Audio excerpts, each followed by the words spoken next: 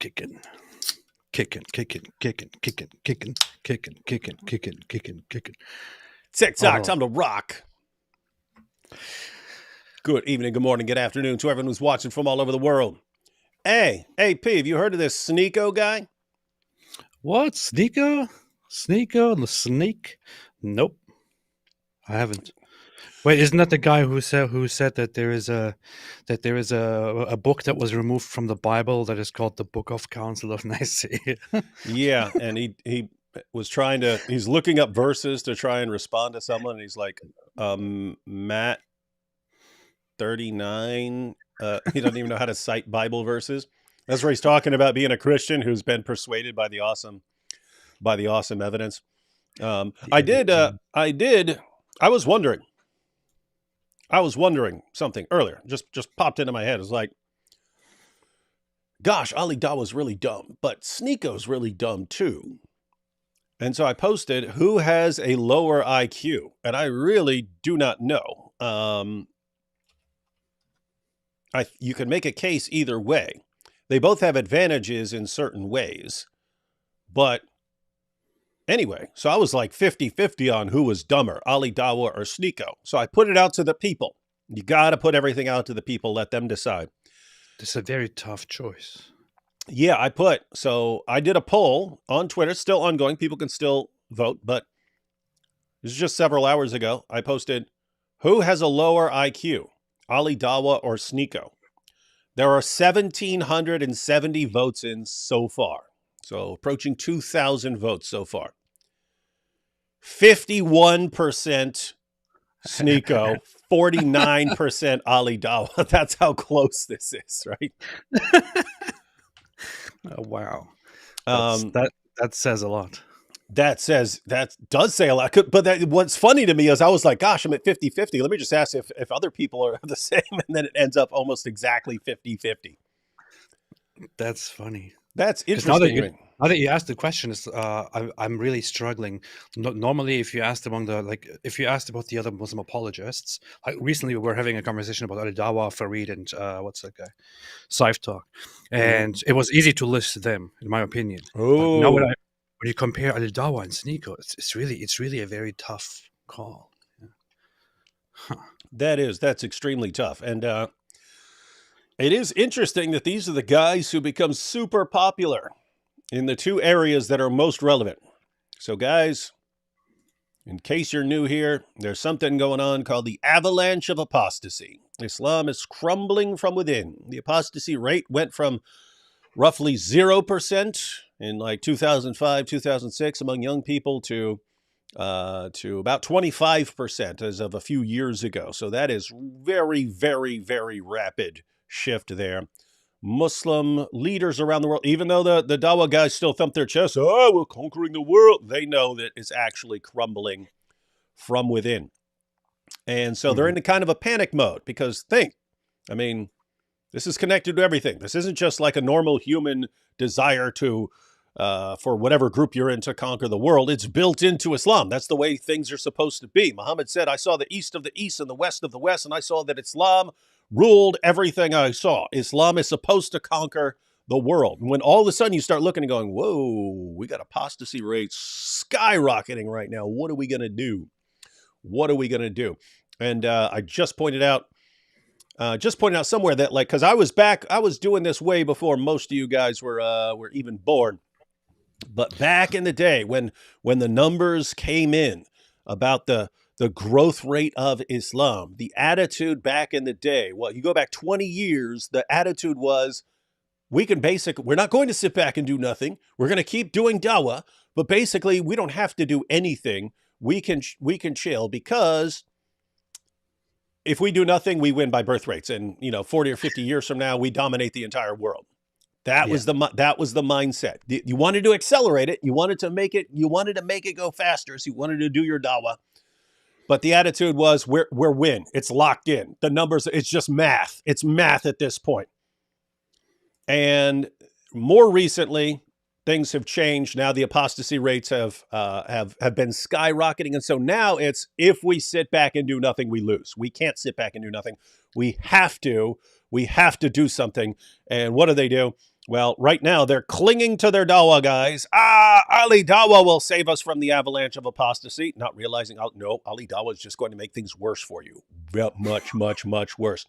And they're clinging to any random convert. And it's been so far their big ones have been Andrew Tate, the sex trafficker, who's facing rape charges right now.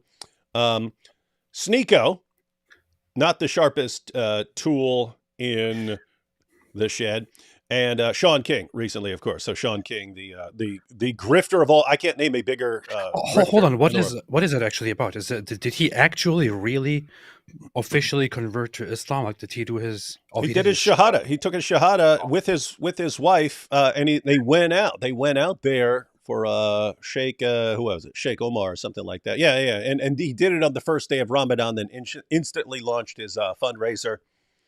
But it was, people are pointing out, wait, he set up the fundraiser beforehand, then did his shahada, and then announced his. It's like, oh my goodness, are you guys kidding me? Are you falling for this?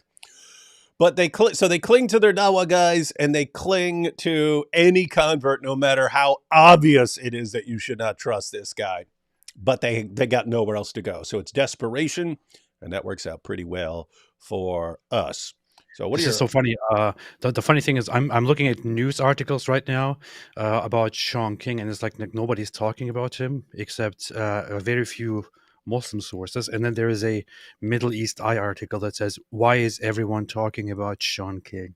Like, nobody's actually talking about him. They're just trying to desperately make it look like he's getting a lot of traction from people now because of his conversion to Islam. And that one's especially interesting. And I wonder what changed, or if there's something a little different just about Sean King, because when Tate converted, we were like, oh my goodness, this is hilarious. Are they going to fall for this? And they fell for it. There were some who were like, no. There were lots of Muslim women who were going, no, that's a bad idea, and so on. But a lot of the Dawa guys just went all in on this guy. And then Sneako, yeah, we all love Sneako. We love Sneako. And then you get to Sean King, and even Muslims who are absolutely desperate about this were like, not sure we should be getting too excited about this right now. Yeah. You can't. Sean King is. Look, if you have a history in the whole progressive politics sphere, I don't know, Black Lives Matter, and all of that stuff. This is the kind of stuff that will not at all appeal to the Muslims, which is very ironic because those parts of the population, those activists, they try to like heavily defend Muslims and go like, yeah, stop Islamophobia, and the Muslims are like, yeah, please get away from us. And so when one of those people converts to Islam, it's not really liked very much, as opposed to when a garbage human being like Andrew Tate converts to Islam. That, like, they love that. Do you even know about Sean King? Do you know who that guy is? I mean, I know his past a little bit from. What do you mean? So for years, he's claiming that he was he's oppressed for being black. And then people pointed out, wait, you're white. You just cut your hair in a certain way and could trim your mustache in a certain way. And both your parents are white. That's when he came out with, yes, but my mom secretly confided in me one day that my real father was black. But I don't want to talk about her affair. So that was his proof that he's actually half black. And but his entire career has been like just total grift. And I know. It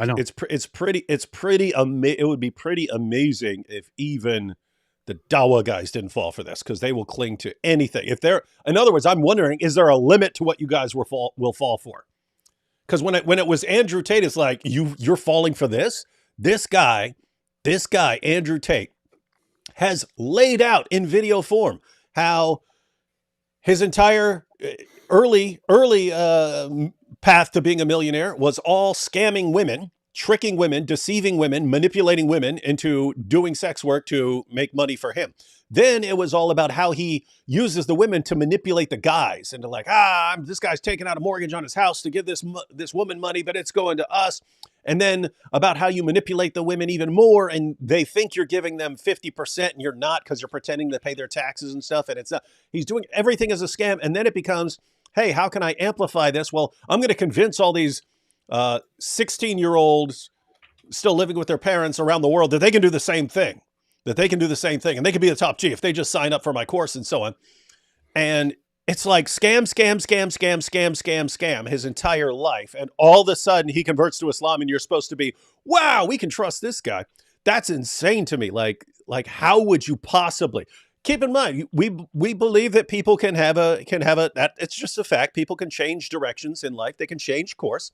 Someone who does horrible things can have a change of heart and start doing wonderful things.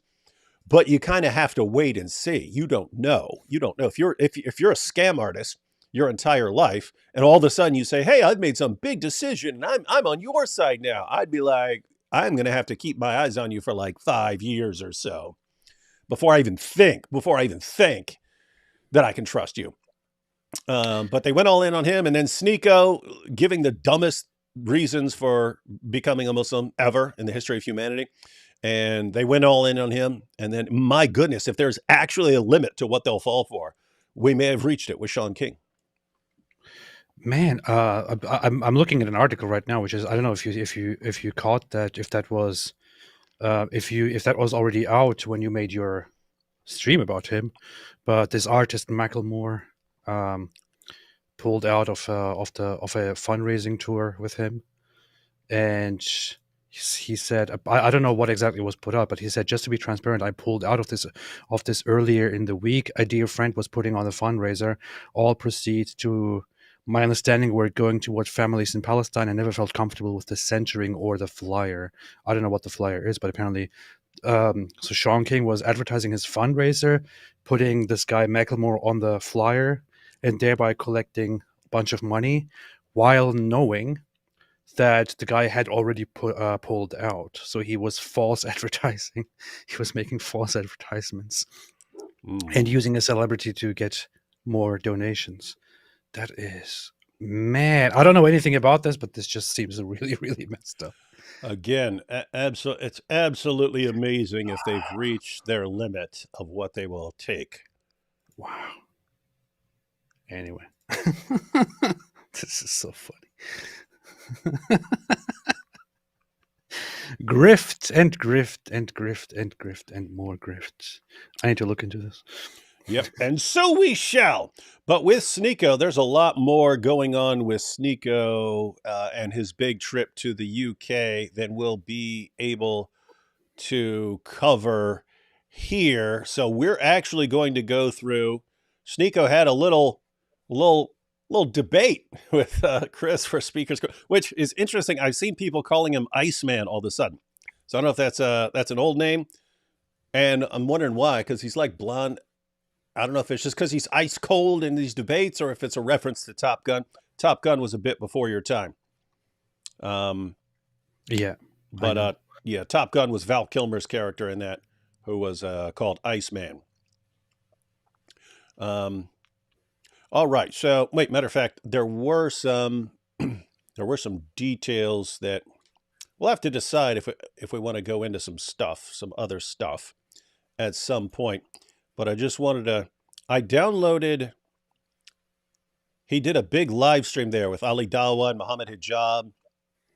And I got a message from, I haven't watched it because I was wondering if I should watch it.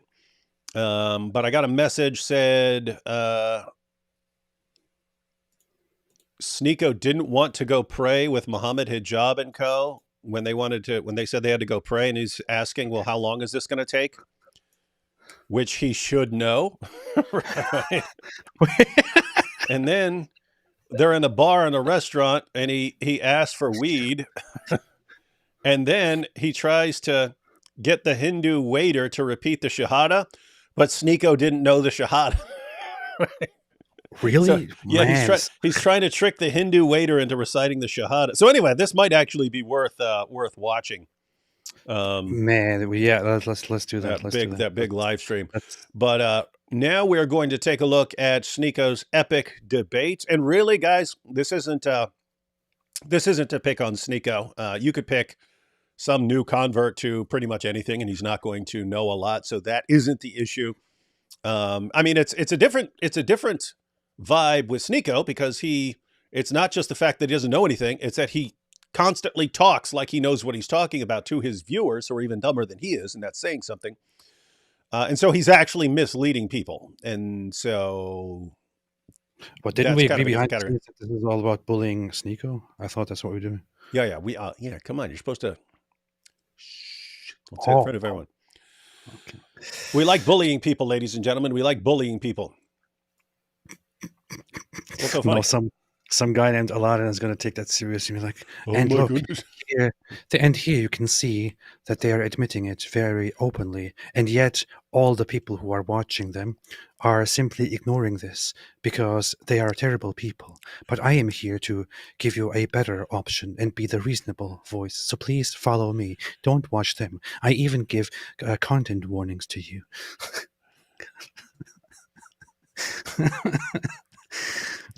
Yes. Oh boy, yeah. I like your response earlier. So he did some. He went on some tirade.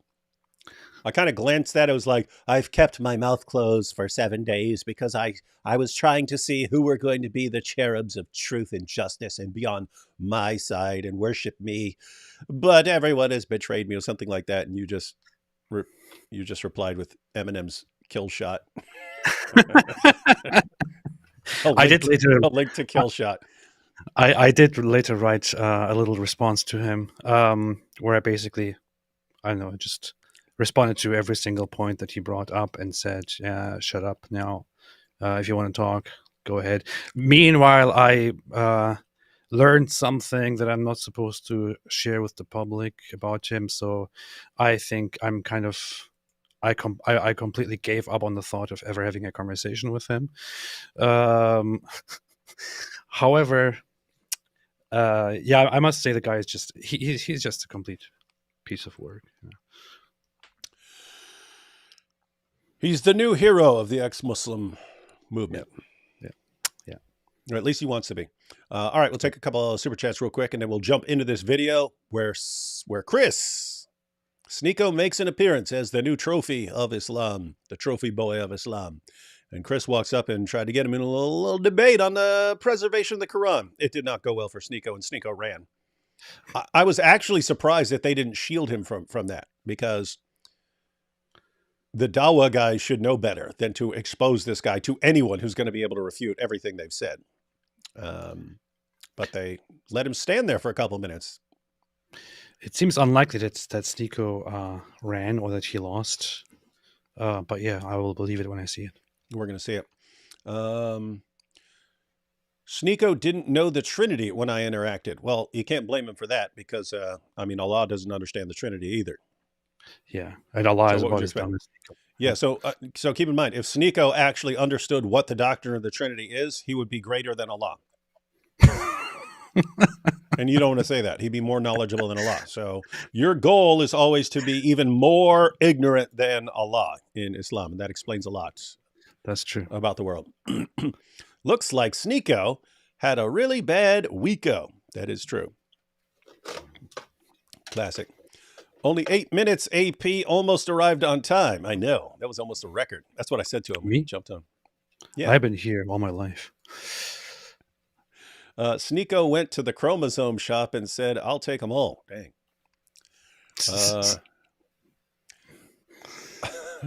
I almost admire Talcum X's dedication to the grift. I know it is, right? Like you think that after some point when people are no longer trusting you about anything, you're going to go, "Oh, okay, I'll give up on this stuff and I'll just not do it anymore." Nope. Just come up with a new one. There's a sucker born every minute. Just keep coming up with a new grift. And so, okay. He got to a point where no one in the community that he was in trusted him anymore to deal with the issues he was saying he was going to deal with. So, hey, I converted to Islam. And have you seen that pattern, AP? Have you seen that pattern over and over again? Keep in mind. Yeah. Yes. With Andrew Tate, it's, look, I'm popular. Oh, now I'm in trouble. Oh, now I got banned on social media. Hey, I'm a Muslim. Sneako. Hey, I said a bunch of stuff about feminism. Oh, I got banned off YouTube. Hey, I'm a Muslim. And then Sean King Sean King just got banned off of like Instagram and stuff for stuff he was saying. He says it was about Israel. I have no idea, but he got banned off Instagram. And hey, I'm a Muslim now, and so it's just I don't know what the connection is.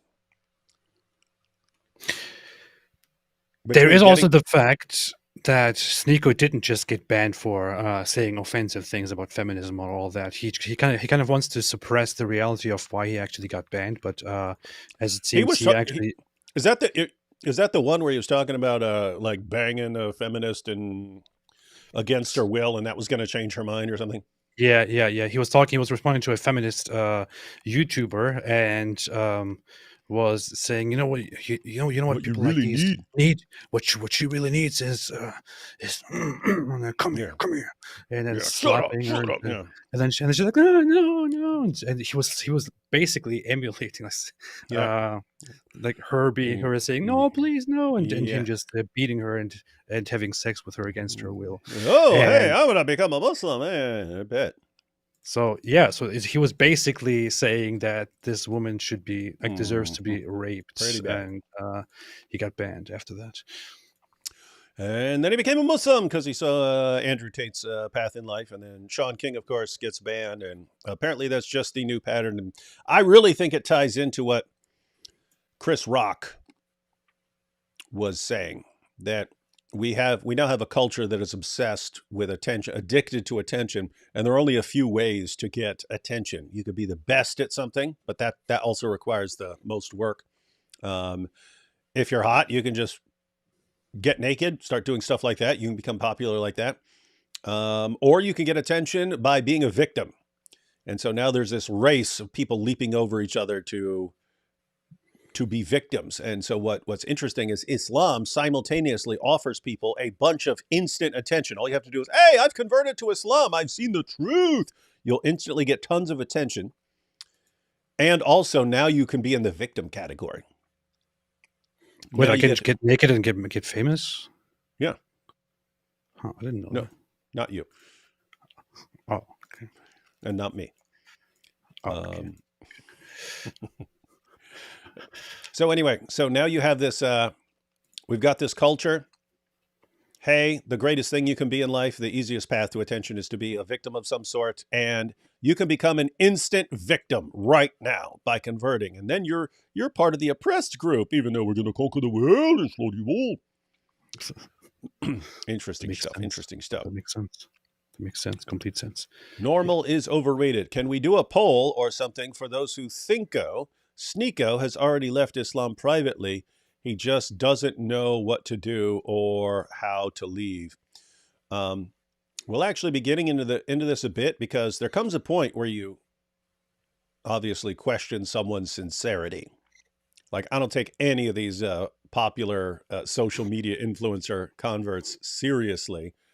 Not just because, oh, I don't trust anyone who says they converted to Islam. It's kind of looking at everything. And you look at Sneako, and he gives these reasons. He has no clue what he's talking about on Christianity. He has no clue what he's talking about Islam, but he says all this stuff. And here's why I converted. Then all that stuff gets blown out of the water, and he watches it. He sits there and watches it during live stream. He watches John McRae refute every single thing he said about Christianity, but he's still a Muslim. And we're about to watch this little discussion here, and he's saying, I never heard that before. And Chris is telling him stuff that his Dawa heroes have kept him in complete dark about. And it's like, okay, and it doesn't bother him at all. That's the key, right? That's the key. You could be fed some terrible information by some Dawa clown and go, wow, really? There's only scientific miracles? Let me convert to this without investigating. Let me just trust you and convert. That can happen, and you could still be sincere. But once someone else comes along and is like, actually, that was completely false, and I can prove to you that it's completely false, you go, whoa, I don't want to hear this. All right, now it doesn't look like you're actually in this because you think it's true. Looks like you're just you're in it for some other reason. I don't know what the reason is. Tension, back, payments behind the scenes. Don't know, but very difficult to take you seriously. All right, let's go ahead and we'll have some more super chats here in a few, but let's go ahead and check out this powerful video. I don't know. I was wondering. Hello there. Are you Sneako? Yeah. It's good to meet you. I'm a Christian. Do you mind if I have a dialogue? Hi, brother. Hello. We got a Christian but ethno-nationalist over there. Will you be interested? You know who? Yeah, with the ribbon. And Jewish, yeah. Oh. He looks Jewish up there. Yeah, let's talk. Sure. You see. Sure. So I was wondering what your Did he say he looks Jewish up there? Pointing to some guy saying he looks Jewish. I don't know. So what is that? Let's go get him. He looks Jewish up there. Hey, he said he looks Yeah, Jewish. let's talk. Sure. You see. sure. So I was wondering what Guy looks Jewish. Let's get him. perspective was. Hey, and look at these guys with him. So this guy with him, only fear God, the one truth. Sneako has only one God, and this other guy has RTW. About the preservation of the Bible and the Quran. Right. The Quran has never been changed and Never been changed. So Chris, let me just back this thing up. I want to see what he was offered.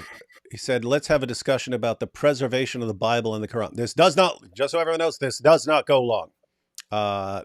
The guy behind him constantly tries to interrupt. To his credit, let the discussion go on for a little while, but watch him get really antsy that any accurate information is being transmitted to Sneako. They need to put this guy on an island for a couple years and brainwash him and not be exposing him to alternative ideas, because this is not going to go the way they want. What are you giggling at, man? You reading someone's funny comment? No, the first thing that he brings up is just the Quran has never been changed. Yeah. Yeah, it's like, oh yeah, and you can listen to Sneako. He's clearly got the initial programming and the initial Dawa script. Just the idea that he thinks that nonsense is going to work on anyone who has any clue what he's talking about, let alone an actual Speaker's Corner debater, is just hilarious. I mean, he has been very much lectured on that before, and he still doesn't get it. So yeah, pretty bad. Yeah, let's talk. Sure. You see. Sure. So I was wondering what your perspective was about the preservation of the Bible and the Quran. Right. The Quran has never been changed and Never been changed. So there's only one Quran. Yeah, there's only one version of the Quran. Only one version. Only one version of the Quran, he said. of the Quran. Man, Yeah, and since then, like, people have been able to. What do you say, man? It's like it's funny. Chris is like, oh my goodness, I can't believe he just said that. and he said it again, despite going through this like in the past. Only one version. That's what I heard from Sheikh Uthman. Man, wow. Never been changed. So there's only one Quran. Yeah, there's only one version of the Quran. Only one version of the Quran. Yeah, and since then, like, people have been able to recite it, even if all the Qurans were burned, we'd be able to. Why? Because the oral tradition. Do you hear that? The standard Dawa script. Even if you burned every manuscript, we'd still be able to just recite it from memory. And guys, no, you wouldn't, because different Muslims in different parts of the world memorize different versions of the Quran. Sneako doesn't know any of this, but it's all the standard Dawa script. Only one Quran, only one version of the Quran, totally different from everything else. Just one version. And if it was all destroyed, we would all put it together by memory. Total nonsense. Memory was your problem in the beginning. That's why you ended up with so many differences. You Why know is he exactly what there? it is. I don't even understand why is Sneako there trying to represent Islam. Well, no, yeah, that's the thing. It's he's in the UK, and they're putting him on everyone's shows and podcasts and stuff for Ramadan to get everyone excited about Ramadan, and showing Sneako breaking his fast with Muhammad Hijab and Ali Dawa, and then, hey, let's go over to Speaker's Corner. Plenty of Muslims there to have his back, and they just screwed up here. They just screwed up. They should have jumped in there. This is such a ridiculous thing to do. Imagine you want to use a known figure to appeal to people and to, I don't know, I guess brag or whatever it is, and the person that you use is, because he happens to be popular for streaming, somebody like Sneako. I can't even think of an equivalent, but it's like I don't know, that guy Aiden Ross. Like, imagine he converted to whatever we are proposing, and we were like, oh yeah, we have to get this guy. We have to have him speak to everybody. Let's put him on a world tour right now. The Aiden Ross world tour. Guys, this is Islam, man. Kanye West announced that he converted to Christianity, and the Christian reaction was, hope the best for you, happy to help you out, but you are not our spokesman for a long, long time until we've had a chance to watch you, because you seem like someone we would need to keep our eyes on.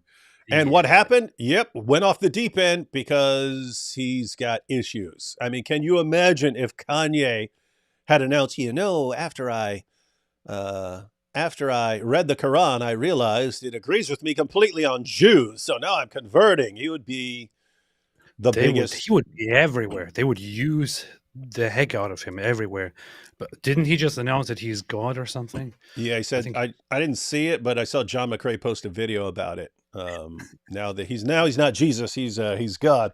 And Christians are like, "Yep, glad we didn't go all in on this guy." Not the Dawa guys. They'll go all in on anyone apparently except Sean King.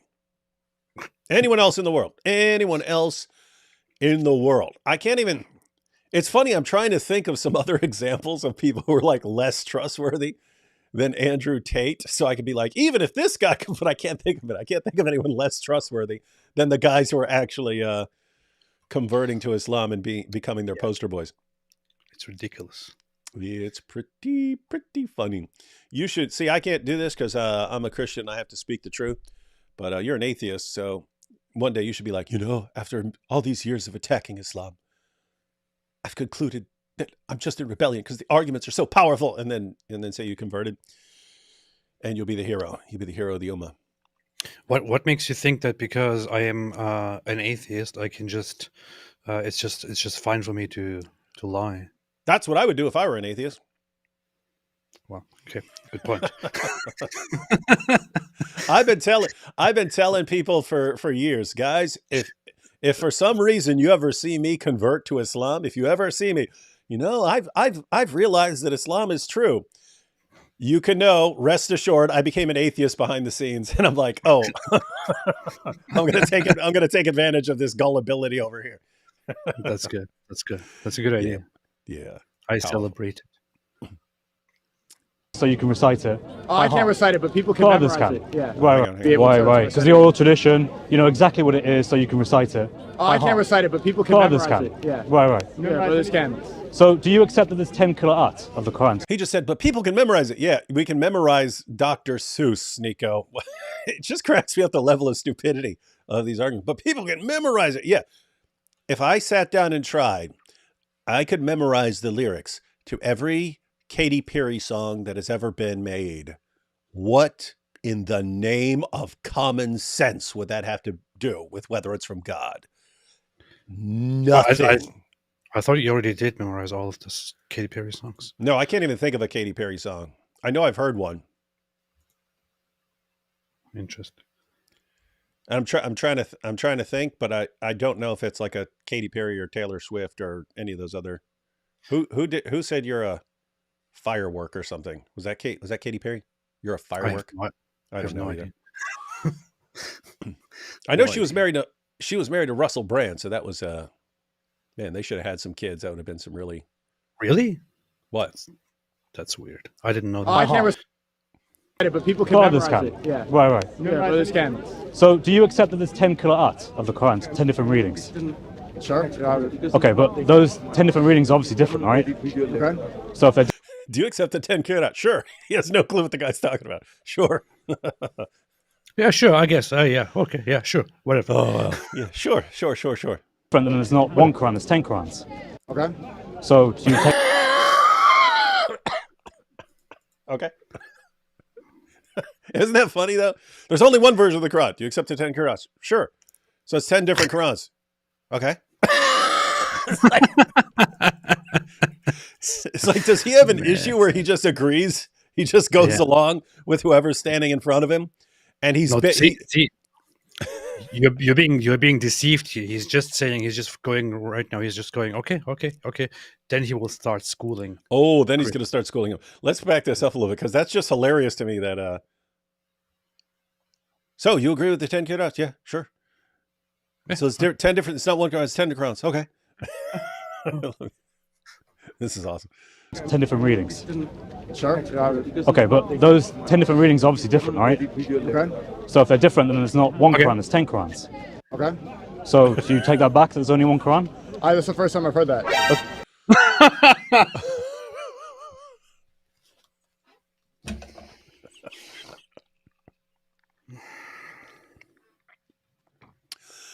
First time he's heard it. Guys, everyone pay attention because this is very, very important. Look at what just happened. if someone converts to Islam, I don't blame that person for not knowing about the 10 kirat and so on. I have no reason to think that you would know about that stuff. But if you're out there talking like there's only one Quran perfectly preserved and it's perfectly preserved, and I remember you could destroy it all and we would still be able to just recite it from memory and put it all back together. You've absorbed the Dawah script and you're proclaiming it. You're proclaiming it as if you know what you're talking about, and you don't know even the basics of the basics. And that's the problem. It programs people with completely wrong information and makes them say it with complete confidence as if they're experts on the subject, and they just here's what the situation is. And one, they're saying things that are completely false and ridiculous. And it just spreads like crazy. And two, they have actually no clue what they're talking about, and anyone with accurate information could completely destroy their position. This is insane. You know what the bad thing is?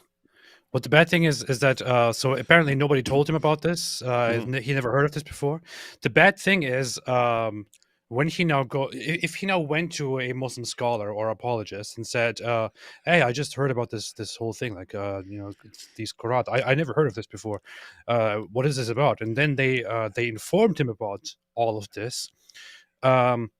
What he would do is, oh, okay, so this, and this, and this, and this. He would learn additional things in order to build another defense. He wouldn't think that's about to happen. Wait a minute, I was wrong about this. I was clearly wrong, and then correct himself. No, he would just learn additional defense positions for that. That's exactly. See, you haven't seen this yet, have you? No. That's exactly what happens here, right? This the big guy behind him jumps in with, "Oh no, that's just there are differences, but it's just like different accents. It's like speaking with different accents, right?" And it's like, gosh. So not only does Sneako think that he's gonna spout this standard Dawah script right in front of Chris, who's a seasoned debater, the guy behind him thinks, "Oh, I can jump in with the explanation of this," and not realizing, no, it's not going to work. It's not going to work at all. So, guys, I find this absolutely amazing that you have the Dawah guys, and they basically program an entire generation to believe dot for dot, letter for letter, perfect preservation, not one single variant in the entire manuscript history of the Quran. Matter of fact, do I have a book around here? Let me see. Is this it? Oh, matter of fact, I just, that's funny. I looked over here. I will actually, hey, go ahead and talk for a second, AP. I want to find this real quick. 1, 2, 3, 1, 2, 3, 1. 1, 2, 3, 1, 2, 3, 1. Oh, we're not doing sound test. Okay. Yes. So, I am talking right now, and that's the problem. Yeah. No, the thing with him is exactly as I just said. He is not here to learn. He's not here to be corrected and to correct himself. He is just being used as a mercenary, a very, very bad one to that. It's like very low quality, but the fact that he's known for something completely unrelated just makes these people want to use him, despite his low intellect and his extremely shallow understanding, his complete lack of knowledge of the religion. He's supposed to go out there and supposed to argue for Islam, because what matters is not that he actually says something useful. What matters is that he, with his presence, draws attention to Islam and thereby increases the chance of people coming to Islam. And it doesn't matter if those people who come to Islam actually know about Islam or not, if they are smart or incredibly stupid. What matters is just increase the numbers. That's why they are proud of the population growth, of random people converting to Islam. As you just said, I mean, if Kanye West converted to Islam, he would be the hero, despite the fact that the guy is a lunatic and he doesn't know much. Gosh, I'm looking for it. I'm looking for, let's see, find a shadow of doubt. No. This is from Mazhar Qazi. And that's actually, he's got so many sections there. I was looking for I'll find it later. He's got this awesome quotation where he gives this dot for dot, letter for letter, perfect preservation, says specifically, there has not been one single difference, not one single letter, not one single dot of difference between any two Qurans in the entire history of the Quran. This is Dr. Mazhar Qazi Sheikh Yasser Qadi's dad. Right? So these are the guys who put this nonsense in a generation of Muslims.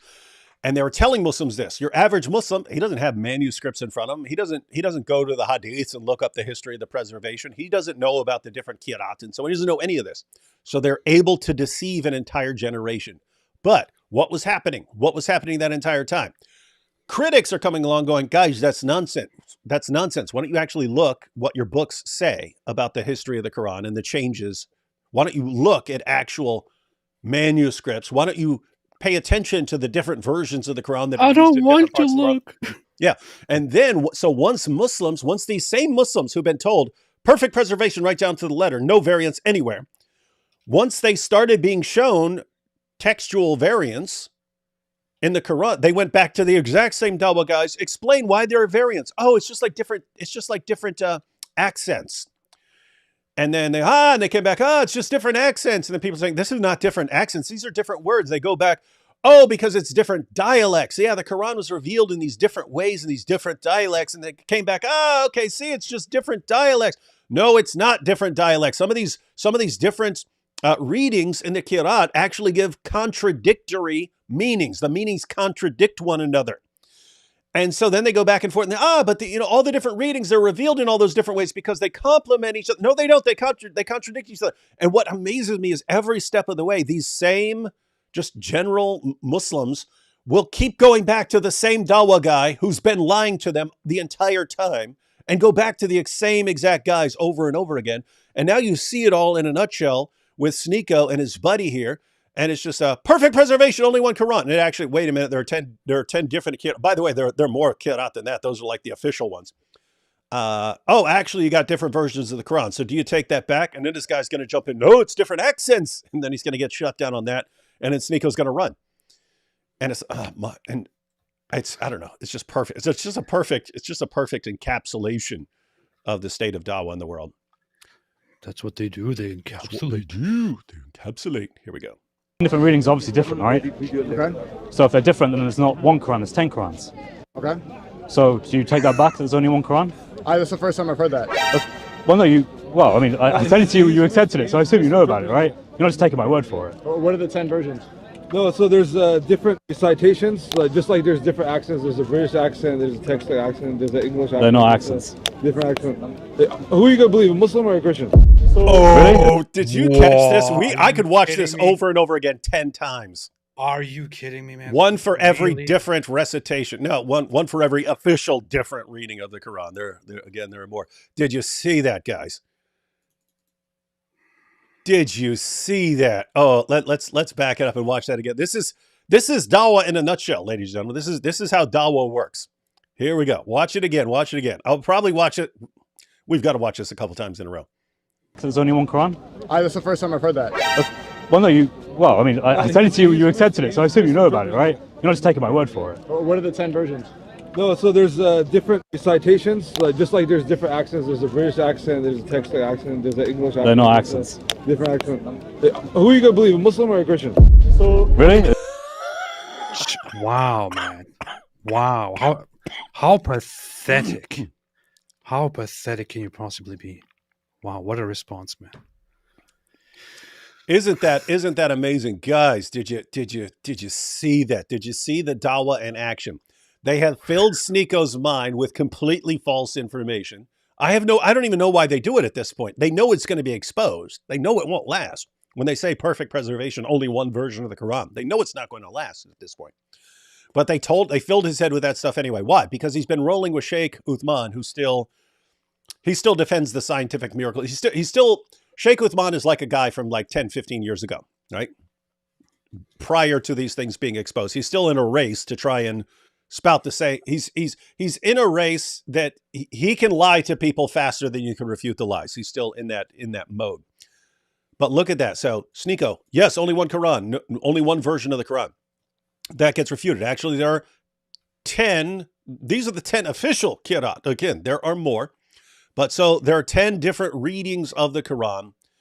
And Sneako asked the guy who's with him, because Sneako, I haven't heard this before. Guess what? They're putting Sneako out there to preach Islam over and over again, and he has no clue what he's talking about. And they programmed him with a message, and he's just saying it, and he has no clue what he's talking about. But he doesn't know. He says, this is the first time I've heard this.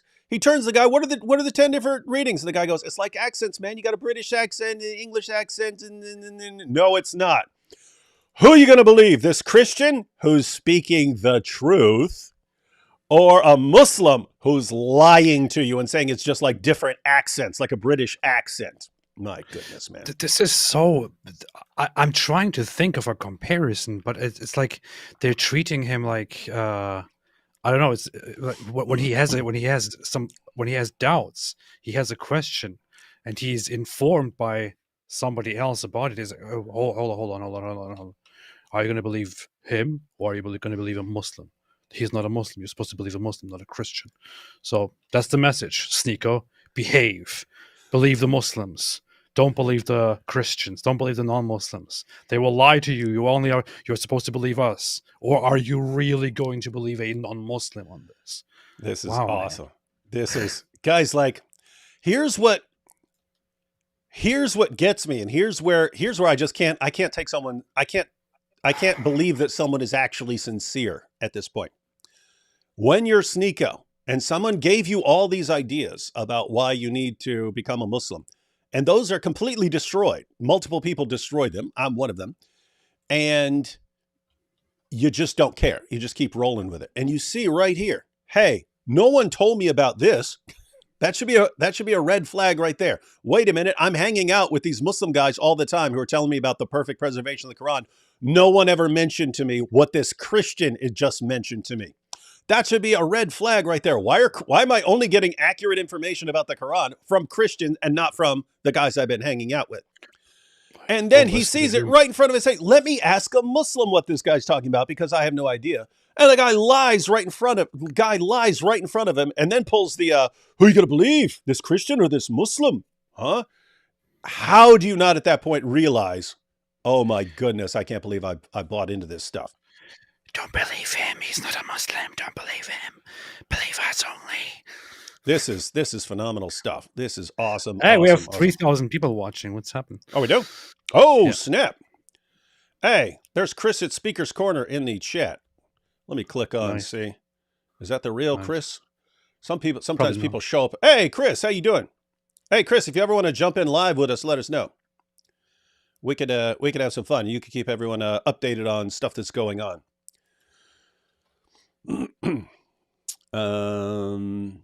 All right, let's watch some more. I do want to go back and watch just that part one more time, since we just discussed it, because gosh, that is beautiful. Do it. Just do it. Just do it. Okay, but those 10 different readings are obviously different, right? Okay. So if they're different, then there's not one Quran, there's 10 Qurans. Okay. So do you take that back, there's only one Quran? That's the first time I've heard that. I said it to you, you accepted it, so I assume you know about it, right? You're not just taking my word for it. What are the 10 versions? No, so there's different citations. Just like there's different accents. There's a British accent, there's a Texas accent, there's an English accent. They're not accents. Different accent. Who are you gonna believe, a Muslim or a Christian? So really? Is that what it boils down to? Just believe. The difference between the Qur'an? This is Yeah, of course. So it's the famous one. Muhammad Jab will tell you. Huh? This is just so humiliating. It's like he looks at him, treats him like a little child, on camera. Just looks at him directly. And is like, "Who are you gonna believe, a Muslim or a Christian?" Man, embarrassing. Chris, do I have your email? He says he can jump in. He says he can jump in with us. This might be fun. Trying to figure out how to send you a link. Do I have an email from you? Let me see. Sneako, is this really how you understand being a man and being confident and all the stuff that you have described over the years? Is this really? Are you demonstrating right now how tough you are and how manly and how confident and how great you are by being pushed around, not even knowing what you bought into, and then being told right there in such a humiliating way on camera, are you going to believe him or are you going to believe me? I'm a Muslim. Is it really, man? This is embarrassing, and it shows that it shows very, very great weakness on your behalf. Hey, Pete. Yes. I'm figuring out how to send Chris a link. Go ahead and break some more stuff down along those lines, or address some comments real quick. Wait, let me see. Let's go through a couple super chats, and then I'll find one that you could talk about for 20 minutes, like you always do. How much time do you need to send somebody a link? Oh, I have to figure out how to send him a link, but I found his Twitter thing. But I found his Twitter page, so I'm going to send it here. It should take you like literally 2 minutes or something. Answer this question. Oh yeah, I didn't mean you were yeah. actually going to talk for 20 minutes. I just had to pull up Twitter and stuff like that. Let's see. I take everything literally. I don't know. I Anyway, may be like Muhammad and I can't read, or is this about Sneako and not the leader and your mortal enemy, Mike Winger of the Wingalings? Dawa equals dumb. He had to bring up Mike. He had to bring up Mike Winger. How did Mike Winger get into this again? Everyone knows what a problem Mike Winger is, so he just keeps coming up. We've got some shekels there. Yes, we love all the shekels. Shekels are my favorite currency now. The only thing more beautiful than an American dollar bill. Hey, AP, who wrote Hebrews? That should keep you busy because you have no clue. What? Who wrote Hebrews? It's a New Testament. Oh yeah, I'm wondering why he's asking you who wrote Hebrews. Isn't that funny? Apostate Aladdin. Look at the username. Apostate Aladdin. Yeah, that's classic. I just thought it was funny that he singled out you. Why are you asking me who wrote Hebrews? Isn't that a New Testament? That's a New Testament book, right? It's one of the letters. Yeah. Isn't that Paul then? So it's Paul, right? Well, no, because that one's actually disputed, which maybe that's why he's bringing it up. But yeah, that one's actually disputed. So it's like an issue whether it was Paul or Apollos or something like that. Okay, let me see. How do I send? I know how to send a message on Twitter. All right. It sucks because I may have his email address or something but I just went all in over here. All right, Chris from Speaker's Corner. I'm sending you a link on Twitter. So I sent that as a DM on Twitter. As you can see, I'm not terribly technologically proficient with most stuff. Yeah.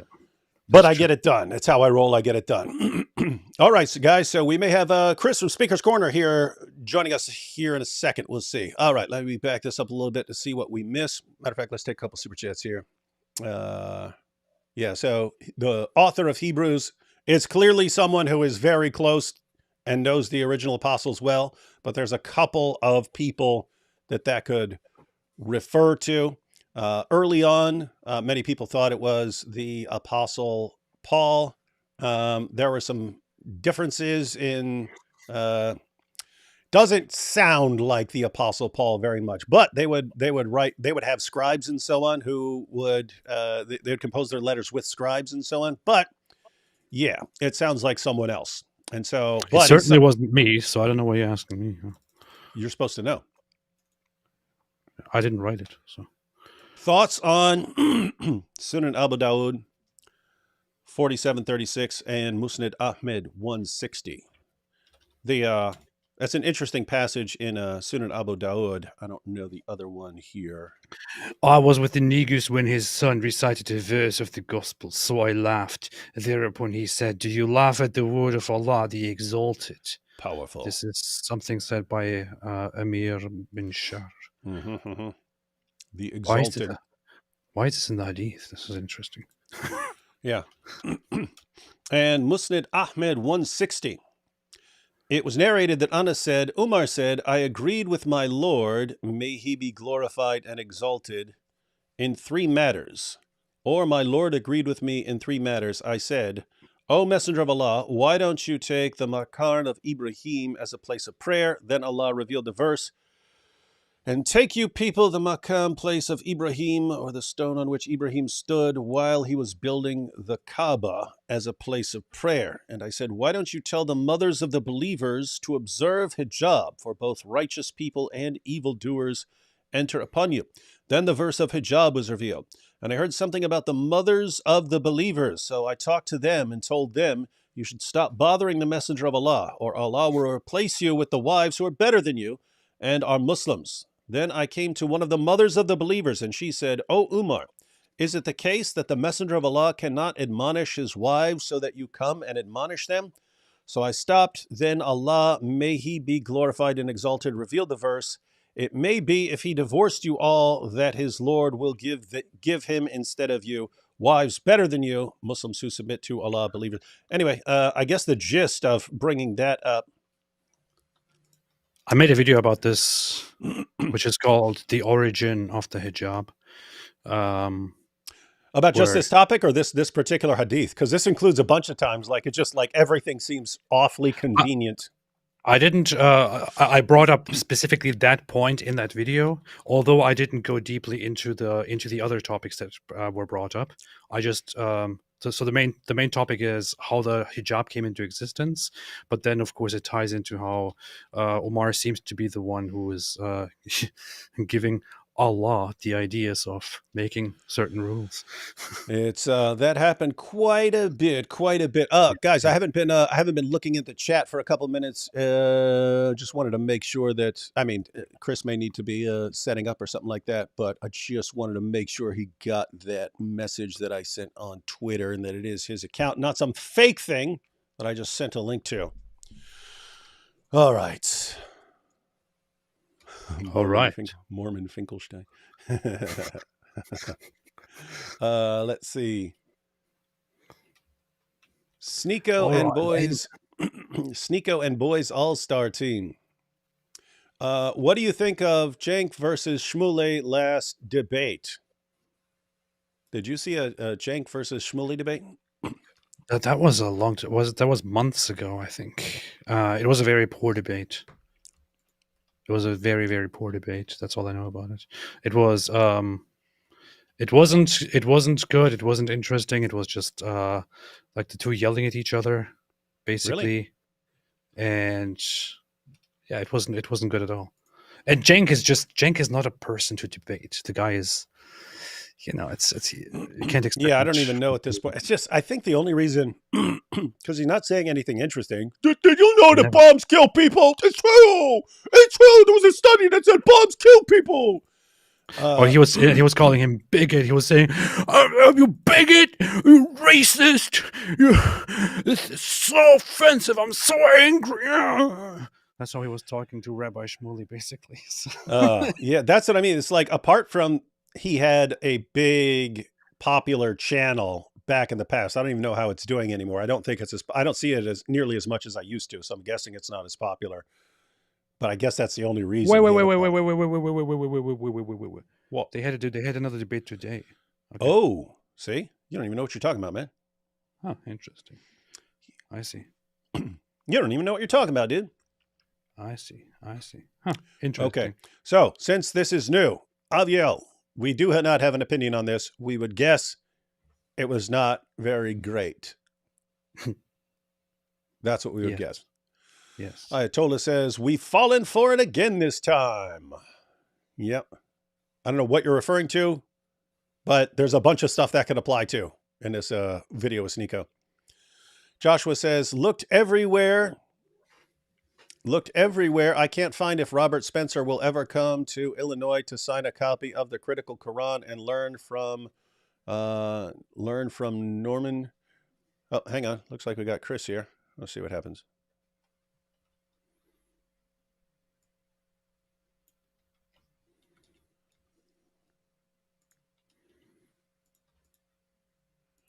Hang on, having some trouble. Again, sometimes I click on people and it puts them, it says they're going into the green room. And then how do I get him out of the green room?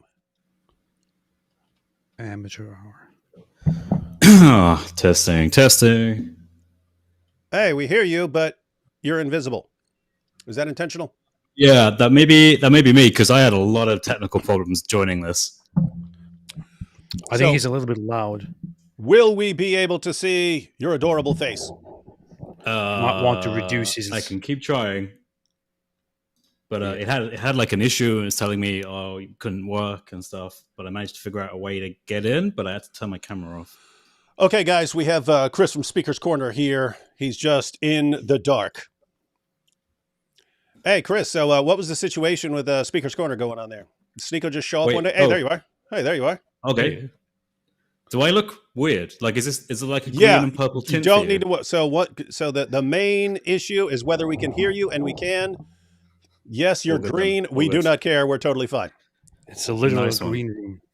That's interesting. Yeah, it's just a filter. It's just funny that, it's yeah, as intentional. AP pointed out, I just had you in the green room, and you're actually green. Ah, yeah, that makes sense. That makes sense. Yeah. Makes sense. So, yeah, thank you guys for having me on. I really appreciate it. I thought it'd be good just to talk through some of the context of the day, because there was quite a lot of just strange sort of happenings. A lot of things happened in that one day, and a lot of people debated Sneako. Yeah, give us the yeah. give us the background and so on, and then we'll go ahead and watch the video, and we can get your commentary on some of the issues, and then you can tell us anything else you want to include. Sure. So we actually followed a live stream. I can't remember who exactly the live stream was, but I don't know if it was Hijab or if it was Ali Dawah or someone, but someone was live streaming, and they made it clear that Sneako was in London. And Sneako, during this live stream, said that he wanted to go to Speaker's Corner. And I think it was Hijab said to him, "Don't do this. That's probably not a good idea." Really? Now, Wow. you see, we were thinking, yeah, we were thinking about this. We were thinking, what are the odds Sneako doesn't listen to that and goes anyway? And we all thought that was a pretty high likelihood, right? So we thought, okay, this is actually our chance. We may have a chance to debate with Sneako. And we were thinking this might be pretty special for a day, so let's make the most of it. So we all sort of try to get there, and there are many people that came with this intent of debating him. And as soon as I got there slightly later than usual. I just looked around and thought, is he here? And I saw him in the crowd, and that's where the video starts. I literally just go up to him and say, "Hey, are you Sneako?" Introduce myself briefly, and then thought this would be great. Let's debate. I wasn't expecting it to be so short. You say that at the end.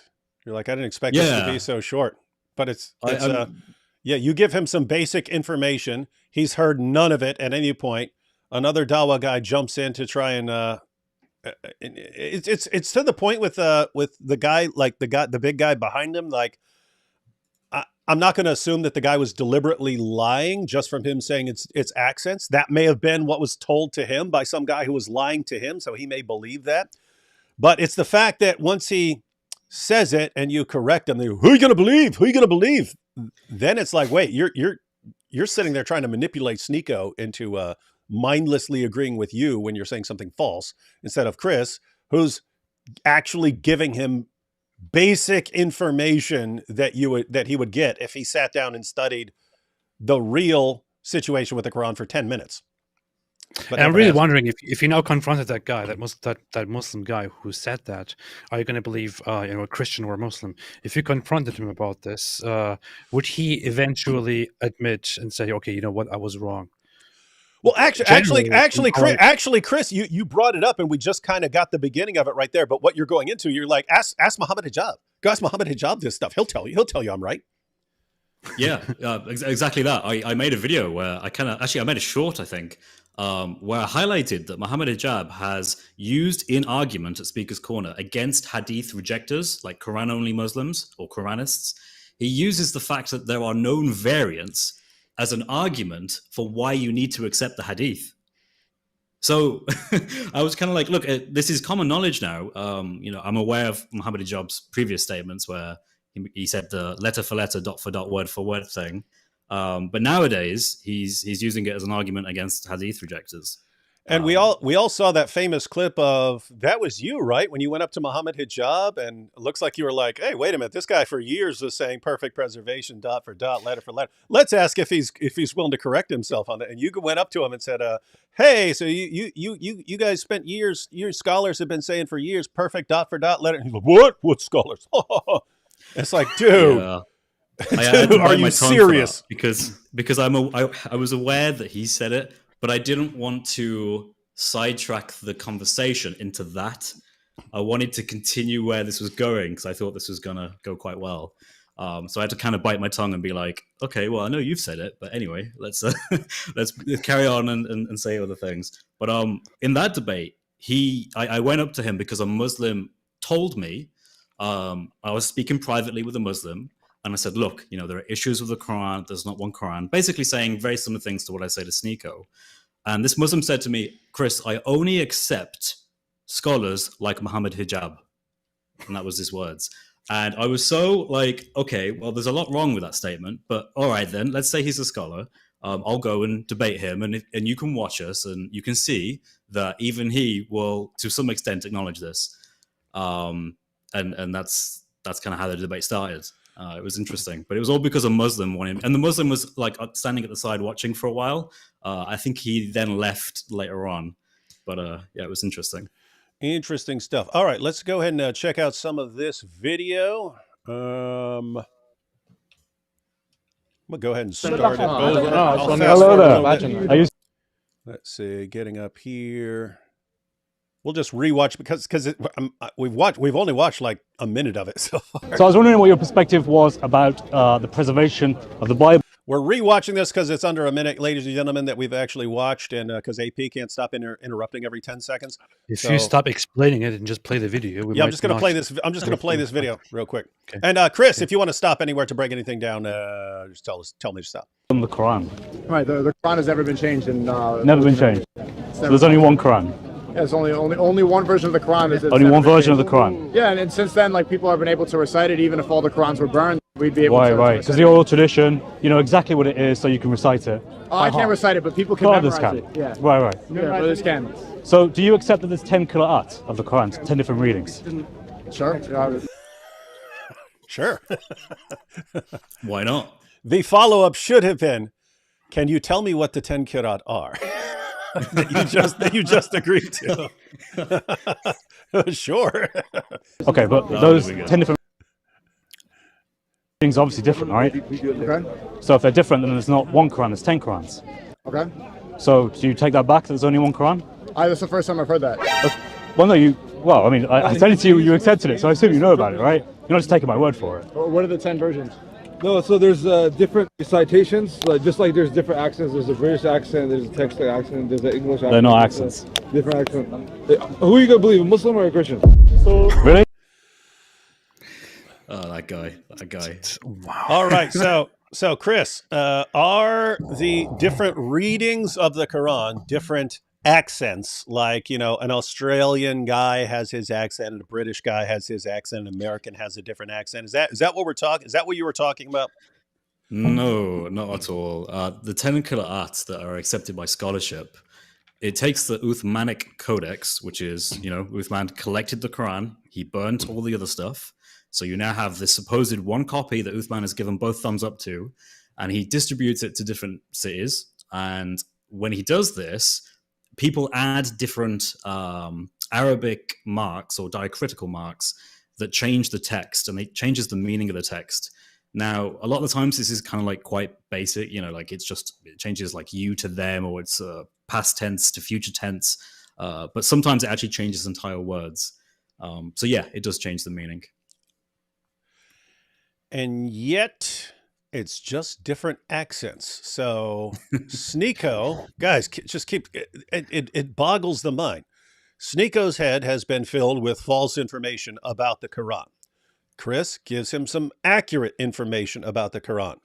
The guy who's there to protect Sneako jumps in with more deception to basically keep Sneako from realizing that this is a serious idea. Thinko should be a character who refutes everything. Guys, there should be a YouTube character named Thinko. It could be Sneako's nemesis. That would be a funny. Yeah, it's an alter ego. Yeah. But so this guy jumps in with more complete misinformation, and then Chris responds to that, and then it just becomes, who are you going to believe, Christian or Muslim? And that's what's also funny. When Chris, when you ask him there, so about the Quran, and he says, "Wait, I think that was the question, right?" He says, "Sure," but then you continue, and he says, "This is the first time I've heard of this." So, I think he didn't know what that meant, as in he didn't realize that if there's many of them, there's not one. Like, I think it hadn't registered until later on when I made it clear, and then he had to ask about it. So I it's mean, kind of weird. how hard is it to just say, you know what? I am not well versed in any of this. I will. Yeah, there's step no shame back in and that. I No will shame in that. Just listen. Just let other people talk. Not bother trying to explain or defend or preach Islam. Maybe that's what Sneako should be doing. But no, you should have listened to Mohammed Hijab. You should have Yeah, listened. he to should Mohammed. have. Yeah. Should have listened. And guys, just keep in mind the wisdom, the hikmah behind that. I mean, I generally Are we think saying hijab has the hikmah here? that's what I'm saying. the I mean, wise one. as low as hijab's hikmah is, and this gets pointed out by Muslims that he is a low hikmah individual, he had the basic hikmah of saying this new convert that we're in the process of filling with complete nonsense so we can program to be a future da'i, he has to be kept insulated from hearing refutations of the nonsense we're filling his head with, and therefore do not let him around a bunch of Christian Speaker's Corner debaters. Do not let that happen. That is a bad idea. And Sneako's like, what? But I have the truth now. I could go out and tell these guys there's only one Quran. It's going to go really well. The absence of hikmah. No hikmah. Yeah. That is the, guys, of all the different problems that you have in the Ummah right now, you know, supporting child marriage and all this stuff, it all boils down to low hikmah. Low hikmah. They have a hikmah deficiency. They're a hikmah deficient community right now, the Dawah community. It's HDS, hikmah deficiency syndrome. You got that low energy. You got low hikmah. Yeah, low He's a hikmah. low hikmah guy. Yep. You got low testosterone and low hikmah problems. All right. Let's check out a little more of this.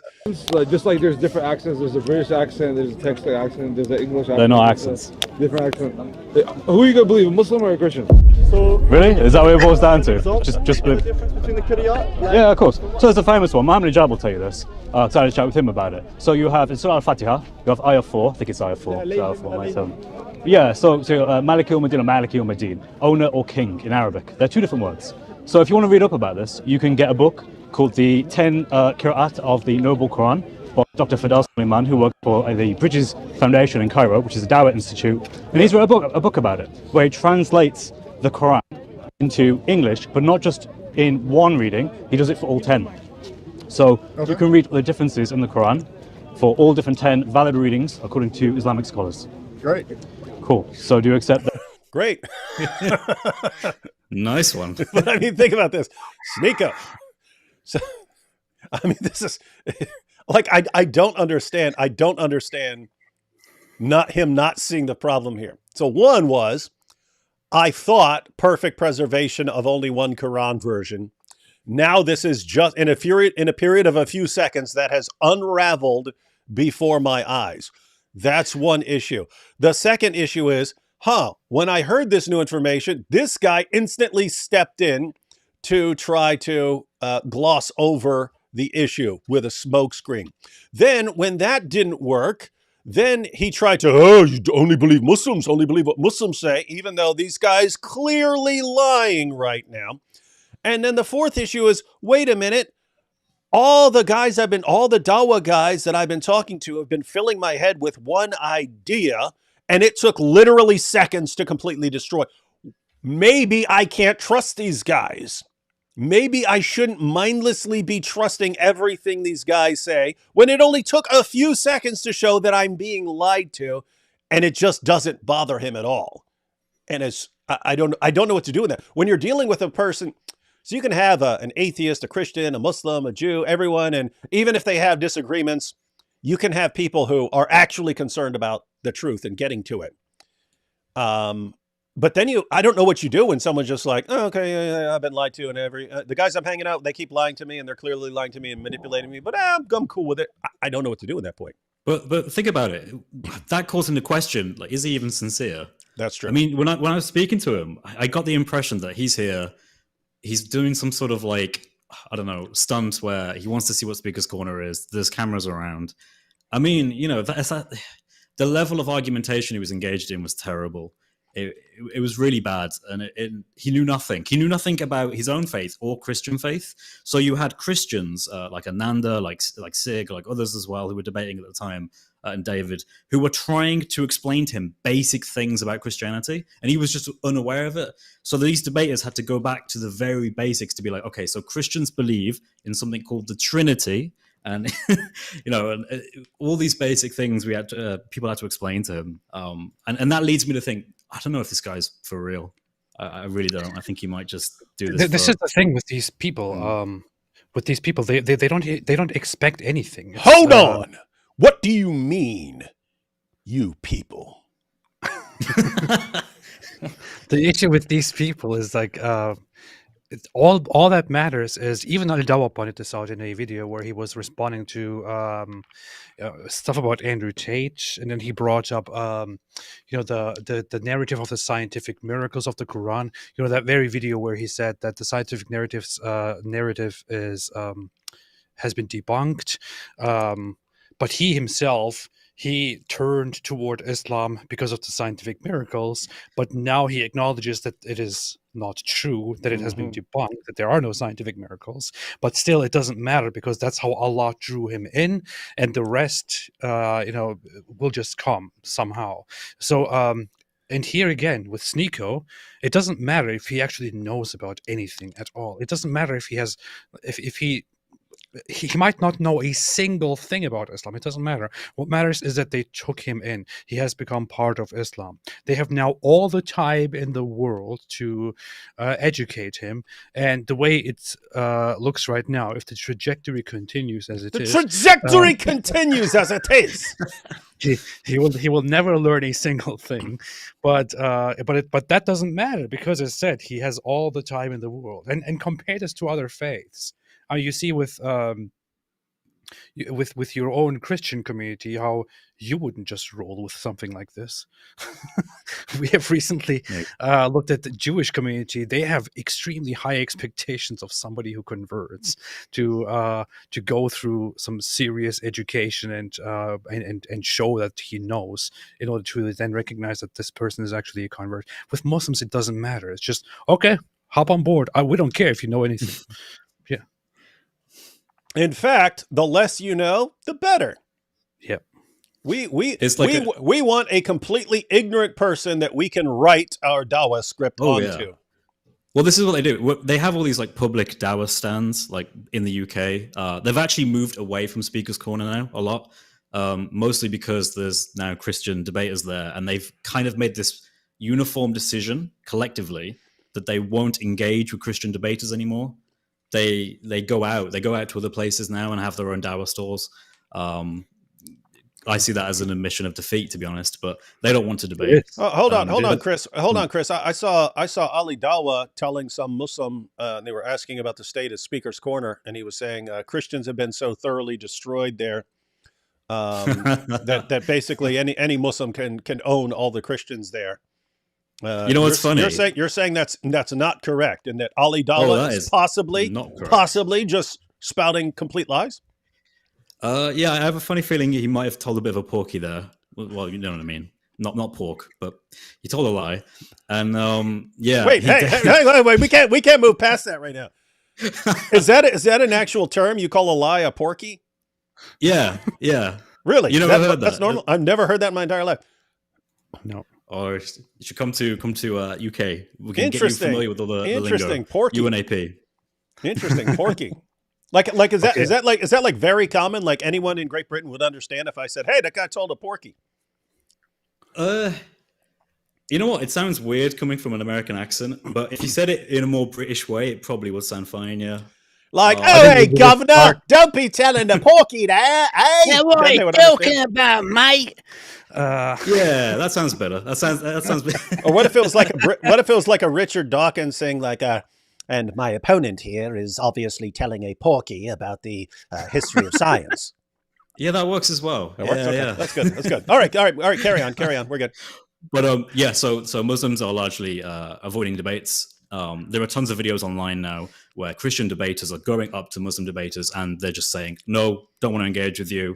They're coming up with excuses. So, you know, that is what it is.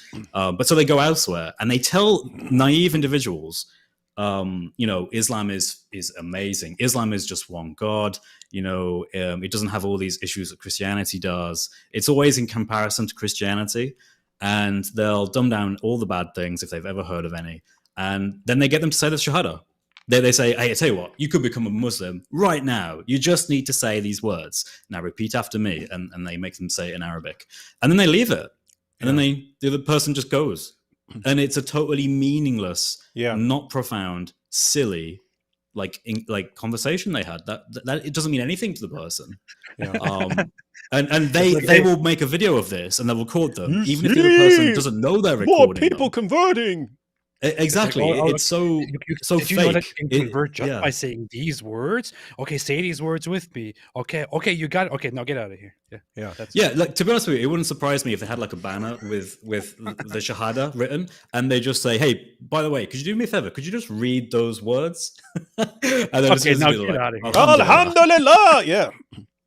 And this was a thing. I don't know what the latest statistics were, but I remember I got a Muslim pamphlet. This was probably, I don't know, 2007, 2008, but it was a Muslim pamphlet informing other Muslims about how they need to take conversions more seriously. It was giving statistics, and it was saying that around 60% of Muslim reverts leave Islam within 2 years. And that was way back then, when if you were converting to Islam, it was because you had a Muslim friend and he invited you to the mosque and so on, and then you do your conversion. This isn't just like, oh, we walked up to someone on the street and got him to say a few words. So I would guess that 60% is significantly higher if you're just trying to get people off the street to say some words, and are they actually going to last as serious converts? And so these guys don't realize they're making more ex-Muslims. That's what they're doing. If you're going up and getting someone to recite something who then isn't going to take it seriously and is just going to not be a Muslim for the rest of his life, you just made an ex-Muslim.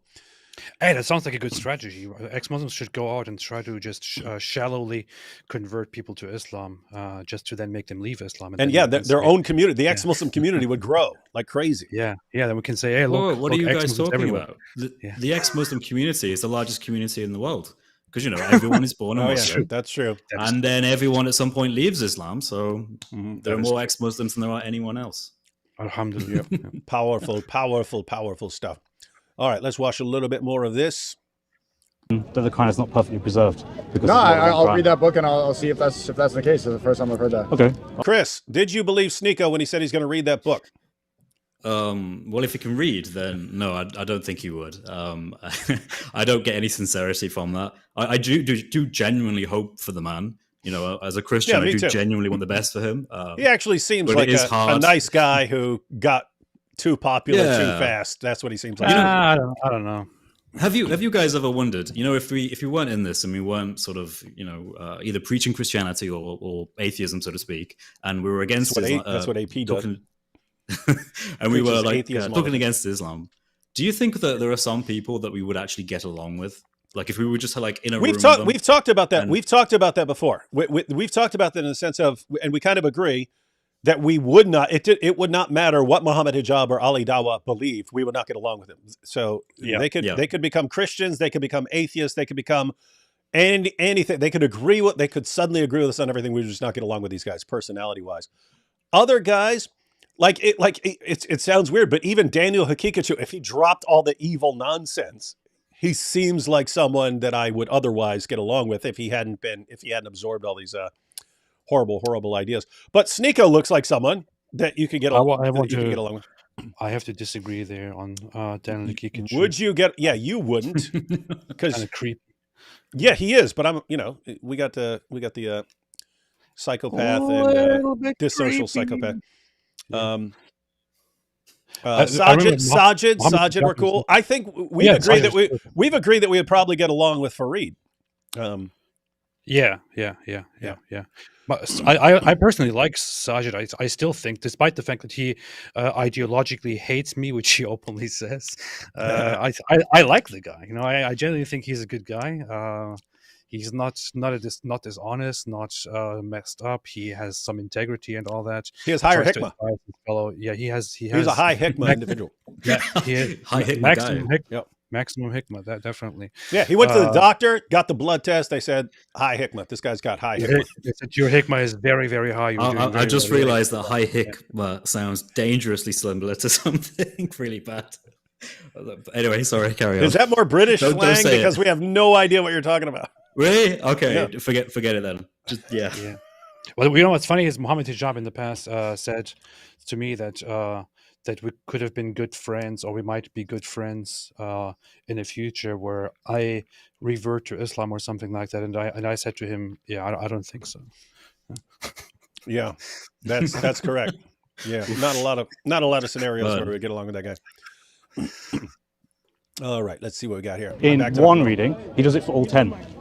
So you can read the differences in the Quran for all different 10 valid readings according to Islamic scholars. Great.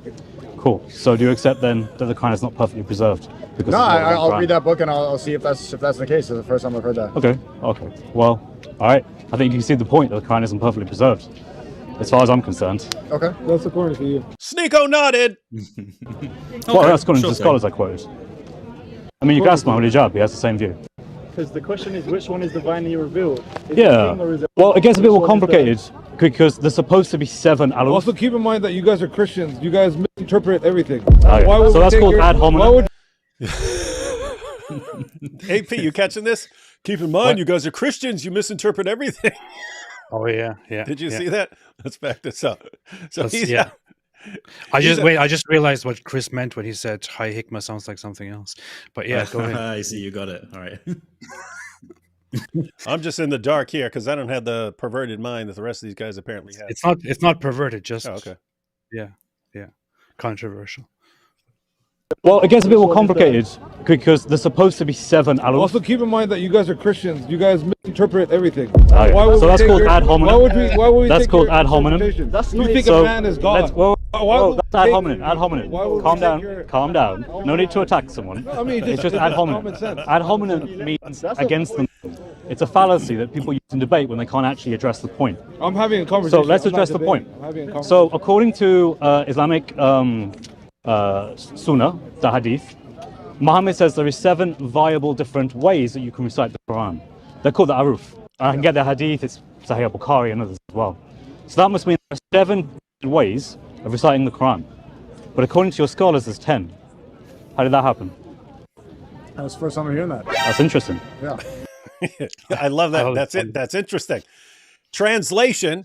See, that's interesting. Translation. Isn't it interesting that they've been telling you all this stuff and no one ever bothers to tell you anything that I'm telling you, and that you have to get basic fundamental information about the Quran from a Christian, not from these guys. And what are these guys telling you? We don't believe the Christian, who's the only person here who's giving you anything remotely resembling accurate information. Hey, let me let you in on a secret here. The guys, the Muslim, the big guy here, who is trying to protect Sneako from going astray here. He's doing a crap job of it. Not only that, but just culturally speaking, I'm familiar with the cultural background. What you're doing here, Chris, by knowing more than he does and delivering more to Sneako than he does, this guy is taking that in a really, really bad way. You're hurting his honor. It's as if you were, impressing his wife and taking his wife away or something like that. That's basically how he feels. Yeah, and by the way, Chris, along those same lines, I'm actually shocked. Like you said the conversation didn't go nearly as long as you wanted. I'm shocked that it went on as long as it did, just because interactions it's normally with if someone's talking to a teenager, like when Nabil and I would be at a festival and a group of 15-year-olds would come up and start asking questions. Like the older, they lose their minds at the thought of these 15-year-olds talking to like a Christian apologist or something like that. And so they will find a way. In that case, it was like false police complaints and stuff like that to get us in trouble in order to stop this from going on. So I'm actually impressed that it went on as long as it did, and these guys didn't jump in a little more forcefully to shut it down. I think it was because they just didn't have the kind of resources to do it. I think this I Am the Warner guy, the guy to the right of Sneako, I think he was basically told, just stick with this guy, make sure Sneako doesn't get into any debates that he can't handle, which is any debate. And I think that, because you can't see it, but in the background, there's actually Muhammad Hijab. He's basically behind I Am the Warner. Oh, he's back there? Yeah, he's back there. He's debating other Christians who took the opportunity to debate him. And to be fair, Muhammad Hijab does actually debate, which is quite nice, to be honest, because not many people do anymore. So at one point, I Am the Warner actually goes to Muhammad Hijab and he whispers something to him. And I think this might have been like a call for backup or something. Because come save Sneako. But what would Hijab say about this, except for, no, actually, Chris is completely correct. Well, if the trajectory continues, if the trajectory continues, then we need to get Sneako out of here. But yeah, they and I think both these guys are just unexperienced, and there wasn't the manpower to do it. But you're right; that's normally what would happen. Someone would step in, whisper in his ear, tell him, or just come in and be like, "We need to pray. It's time to pray." That's common one as well. That's standard. Yeah, hey, we got a call over here, man. You got to answer this. Hey, we got something you need to do. Very, very common. So let that be a lesson to you, Dawa guys. Protect Sneako better. It's just amazing that how perfect of a representation this is as far as what's been going on in the world. For 14 centuries, Muslim leaders were able to keep people insulated like Sneako, so they get to program them with whatever they want, and they don't hear anything from outside. All of a sudden, we get to the age of the internet, and now you have access to people, and people start leaving Islam like crazy. But then you get these individual converts, and they have to do the same thing: keep him insulated, follow him around, don't let him get in any discussions, because it's going to destroy his confidence in Islam. And then it's just not working, just like it's not working in the world as a whole. So did you guys see I don't know if you saw the clips, but there's a clip where I only saw this one. Runs away. You only saw this one. There's a lot more. I think he runs away here. I think he runs away here. No, yeah, he does, but no, I mean, he literally runs away. Like, he literally runs. Like, he sprints. He actually runs into, he sprints into the distance. I've never seen anything like it. He runs to the horizon. Really? There's an ex-Muslim Christian who goes up to him, along with another apologist, and basically Sneako says something like, "Can you or someone asks him, if we can show you Jesus is God in the Bible, will you become a Christian?" And just immediately Sneako goes, "Yes." And so the Christians have Hey, Chris, little side note, I'm wondering if he has some personality issue where if someone is in front of him saying, "Do you agree with this? Do you understand this? Do you see?" I wonder if he just has like a psychological desire to be pleasing. It's what is it in psychology, AP? The high agreeableness factor. That he might be really high on the agreeableness scale. And just agreeing with all this. So, hey, if I show you right here that Jesus is God, no problem. Okay, so look right here. Here it is. Oh, okay, Jesus is God. Jesus is God. No, the Quran's perfectly preserved. Okay, I agree. Weird stuff. I can tell you what's going to happen if you do that. If you show him that the Bible actually affirms these beliefs, and even more, what he will do is he will just immediately turn to somebody else, another Muslim, and that Muslim will then tell him, "Oh, no, that part of the Bible, we reject that based on this and this and this and this and that," and he will just copy those words and respond with them to you, and that's it. Like that's what Sajid Lipim did, for example. He had the complete wrong idea of the Bible or of the Gospels, and when I showed him how the Gospels totally affirm Christian beliefs, he then deflected by saying, "Oh no, and we don't accept all of these anyway, and this is from a Christian perspective, from a Christian lens." And Sneako would just adopt such a talking point from those people and then respond with that. I just don't think that you can genuinely convince this person because he's not serious. Yeah, I think that's a really good point. I think it is basically that. But yeah, he runs. He can't actually. AP, we may need to have we may need to have a part 2, AP, to go through some of these other clips that Chris is talking about. I think you do, because there's a lot. Yeah. And to be honest with you, I would say it's actually worse than this encounter. I think this is actually the easy one for Sneako. When I come up to him, ask him some questions, he can't answer them and he walks away. But there's some other videos where he tries to be a bit more and he actually tries to respond. And there are some Christians who just handled this amazingly. And yeah, you should totally check it out, especially when he runs away, because that's hilarious. Oh yeah, we will check that out. Let's take a couple of super chats real quick, because there are a bunch of them, and then we'll go back to this video. So Joshua, yeah, I will next time I'm with Robert Spencer for This Week in Jihad. Remind me. I think I'll remember, but I will tell him to keep me notified of when he's heading to your area of the country to speak, and then I will message you. Let's see. Tate and Sneako know if they convert to, if they become Muslims, a big group of people will support them no matter what they do. Yeah, we found that as well. Like, there's one group that if you just say, hey, I'm joining this group, it kind of doesn't matter. You could be a sex trafficker, a rapist, a pedophile. It doesn't matter. And they're going to, yay, he's our new guy. That is true. That's true. Daniel Apologetics, no content warning, literally genocide. That is true. Chris is a member on my channel, so I'm forwarding his jizya tax today while feeling subdued, fully humbled. Nice. That's cool. That's Daniel Apologetics, everybody. We should get Daniel Apologetics on here one day. Yeah, we now have daily Quran quote. We now have daily Quran quotes on our UK trains. Is that true? Yes. Did you see this? No. I saw this earlier today. So in the UK, you go into like a train station and they have these boards, and one of the things that they include is just random information, and it's been changed to hadith quotes, and I think it says like hadith of the day, and the hadith that they picked, the hadith that's like all of the sons of Adam have sinned, and Allah loves those sons of Adam who repent, or something like that. Which is quite a interesting choice of hadith, but they went with that. I can try and find the picture. Wait! They didn't go with "I will expel the Jews and Christians from the Arabian Peninsula and will not leave any but Muslims." They didn't go with that one. Oh no, that's next week. What about the what about the Jews? The Jews hiding behind rocks and trees. They don't quote that one.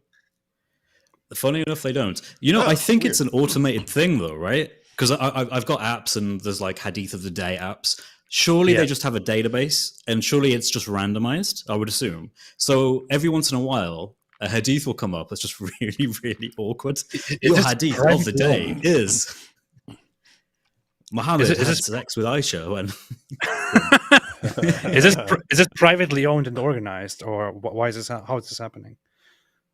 I think it's I would assume that some Islamic organizations have lobbied the UK in some sense, or some organization that's owned by the UK government to do this as part of some awareness of Ramadan. So, for example, there are areas. So it's a Ramadan thing, or is that going to continue? I think it's a Ramadan thing. Oh, okay, that makes sense. Fairly sure it is.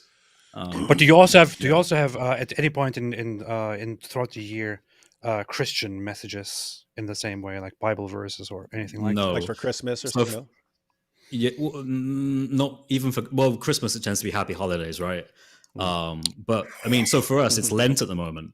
So really, you could argue that the Christian should be having their message for Lent. Should be going back at the least. It should be going back and forth, right, for equality.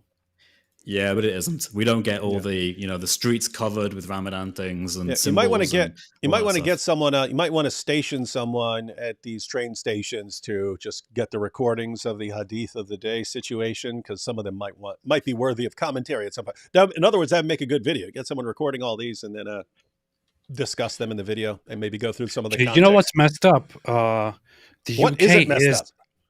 The UK is still officially a Christian country. Like America is different. America is a secular country by the Constitution, by law. The UK is still officially Christian, and there you have the absence of Christianity on such things, but you have Islam.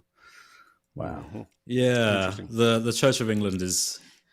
There's advantages to having it separated, like you guys have. Yeah. That's a whole topic in and of itself, but you're right. We're a minority, but it is technically a Christian nation. We have supposedly a Christian king. Mm-hmm. Knox says, the fact that Michaela Peterson visited Tate in Romania blows my mind.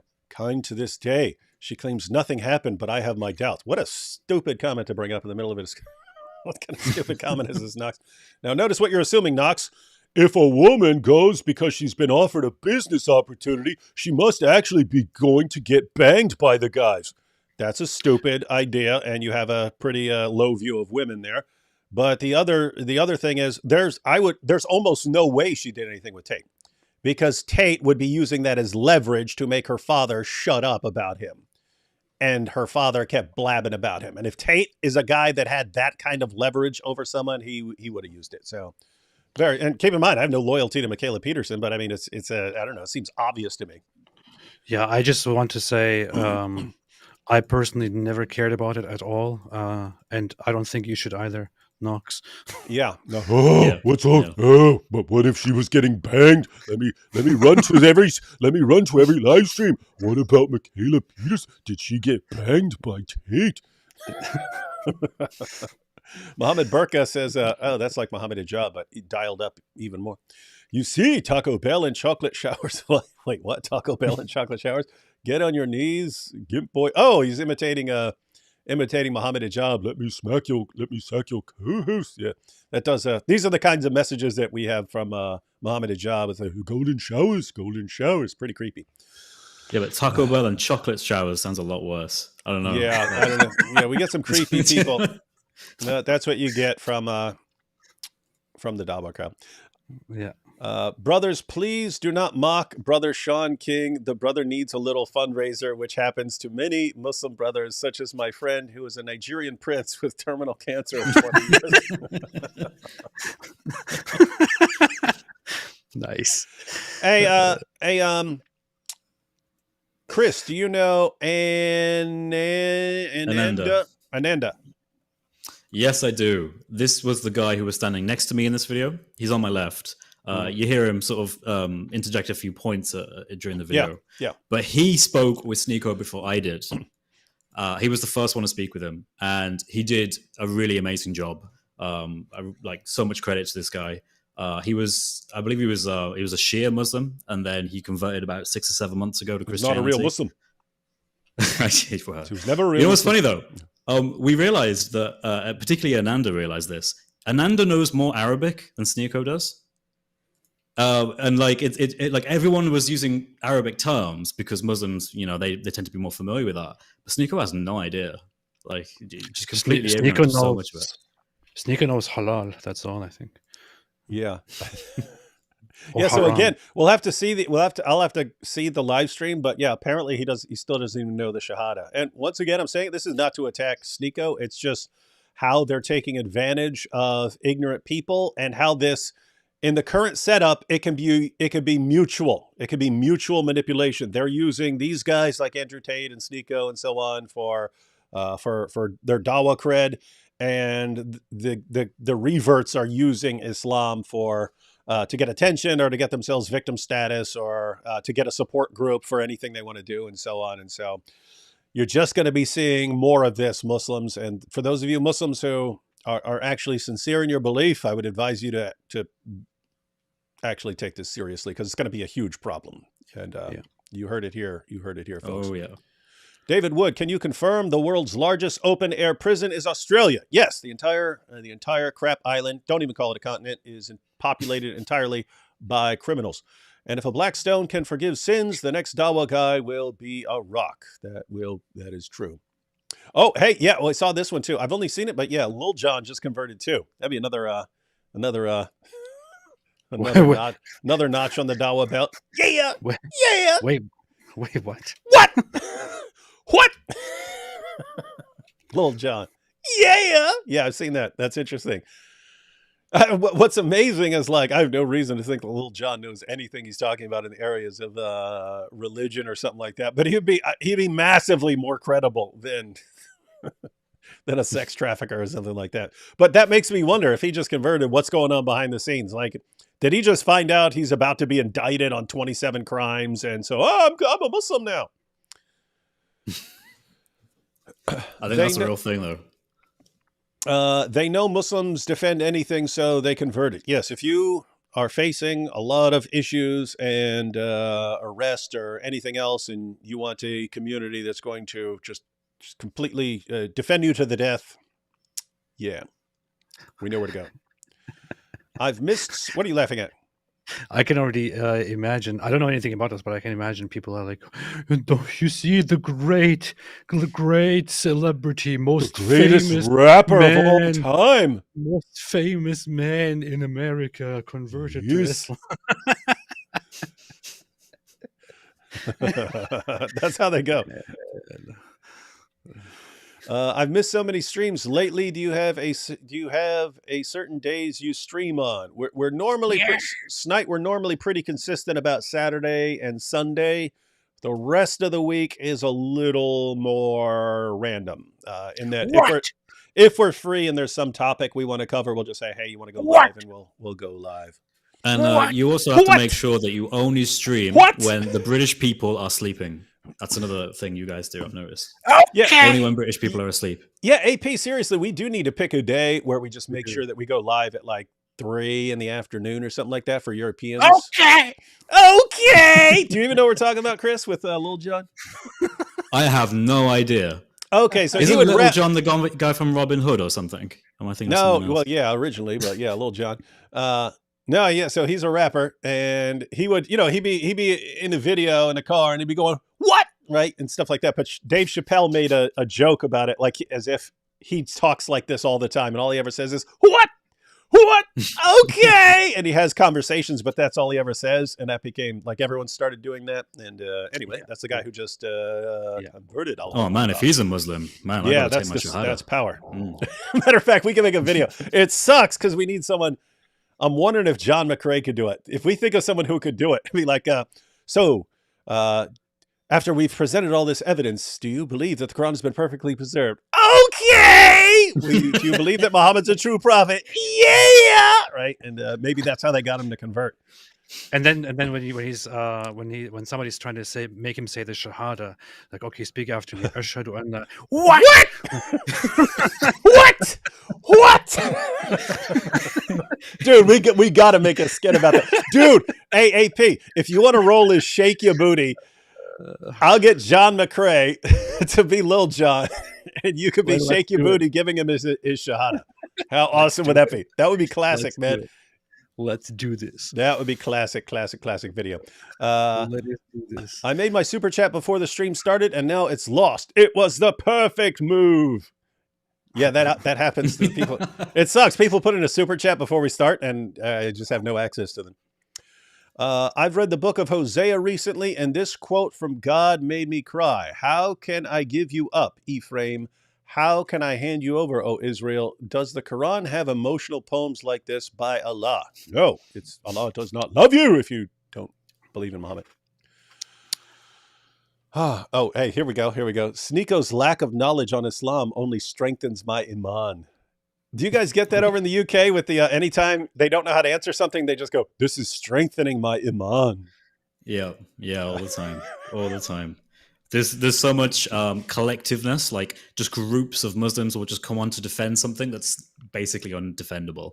It's like Muhammad Hijab saying, yes, the Quran, if you just take the Quran, it does seem to be affirming an extreme form of pedophilia. Oh, this statement has affirmed my iman. I feel, and you're like, what? How does that affirm your iman? That's terrible. Yeah, I noticed that it's when I would present a point, and this started. It really took off probably 5 years ago, and it was I did my video a question no Muslim can answer or something like that, and it was just, and I said it in the thumbnail, it was I'll convert if you can actually answer this, and it was very simple. It was very, very simple. Show me a verse anywhere in the Quran that says the gospel's been corrupted.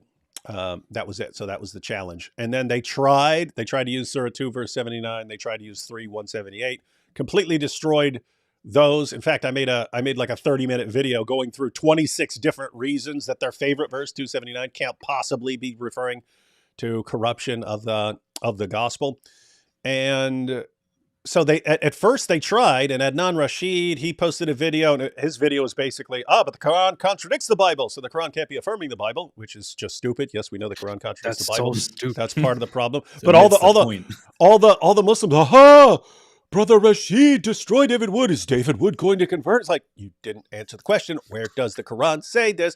And anyway, but then it just became like a flood of this is increasing my iman. So there was that, and then I was a Muslim before watching this, and now I'm still a Muslim. And then it became like they had to keep one-upping each other. So then it became, I showed this video to my friend who's a priest, and he converted to Islam when he saw it. And then it would get like 1,000 likes. And then but they would keep upping each other. I showed this to 7 friends who are priests, and they all converted. And they're all like, oh, wow, this is destroying Christianity. David didn't anticipate this. It's like, are you guys actually believing your own insane lies that you tell when you can't answer a question? And it's like, it's just, gosh, how long can they keep this up, man? These people are actually actual imbeciles. Like the smartest guy, the smartest among them, who attempts to give a response to it, doesn't even understand it and fails at some basic logic here, which is like you say, does the Quran at any point deny the preservation or the affirmation of the Bible? So but it points out that it actually confirms the Bible. And this guy, what he does in response to that is, well, I am a Muslim, and obviously I believe that Allah authored the Quran and that Allah is never wrong. He knows everything. Therefore, whatever the Quran says is Allah's word. So when the Quran then contradicts with the Bible, this is clear proof that the Quran rejects the preservation, the affirmation of the Bible, because the Quran is true. Okay, great, fantastic. You have completely failed the point, completely failed the logic here. Fantastic. And these are the smartest apologists. Hey, Pete. Yeah, the whole community is like the community with the final revelation and the final prophet, and it's all the best, and everything else has been corrupted, and that's why they're doing so well and so smart, and they're so smart. So, gosh. Hey, AP, before we jump back into this video, here's one that's actually Norman Finkelstein would say, "Please stop being a moron." Yeah. That's what Norman Finkelstein would say. Hey, AP, this seems like a tangent, but this actually is a good idea. So, AP, what is the difference between gender identity and gender expression? I think Shake Your Booty would know if you asked him. Dude, you should have a show like Shake Your Booty Answers, and it's like people can ask them these questions about gender identity and gender expression, all this stuff, and like Shake Your Booty gives these awesome answers. I always wanted to do that. I thought I should. You should be doing this regular. That should be like he should have his own channel. He should have a Shake Your Booty channel where like twice a week you post Shake Your Booty videos where you answer people's questions. The Shake Your Booty Show. The Shake Your Booty Show. Yeah. All right. Let's jump back, watch a little bit more here. And there could be a thing like Shake Your Booty reviews the recent news, what's going on right now. Oh, yeah. And also Shake Your Booty answers your questions, and that could also always be clipped. Hey, I've got this audio clip. It starts off because I used to, when I was doing Islamicize Me and so on, I used to get this, I used to look for good Arabic sounding tracks and so on. But I got this one. It starts off with this guy humming, and he's going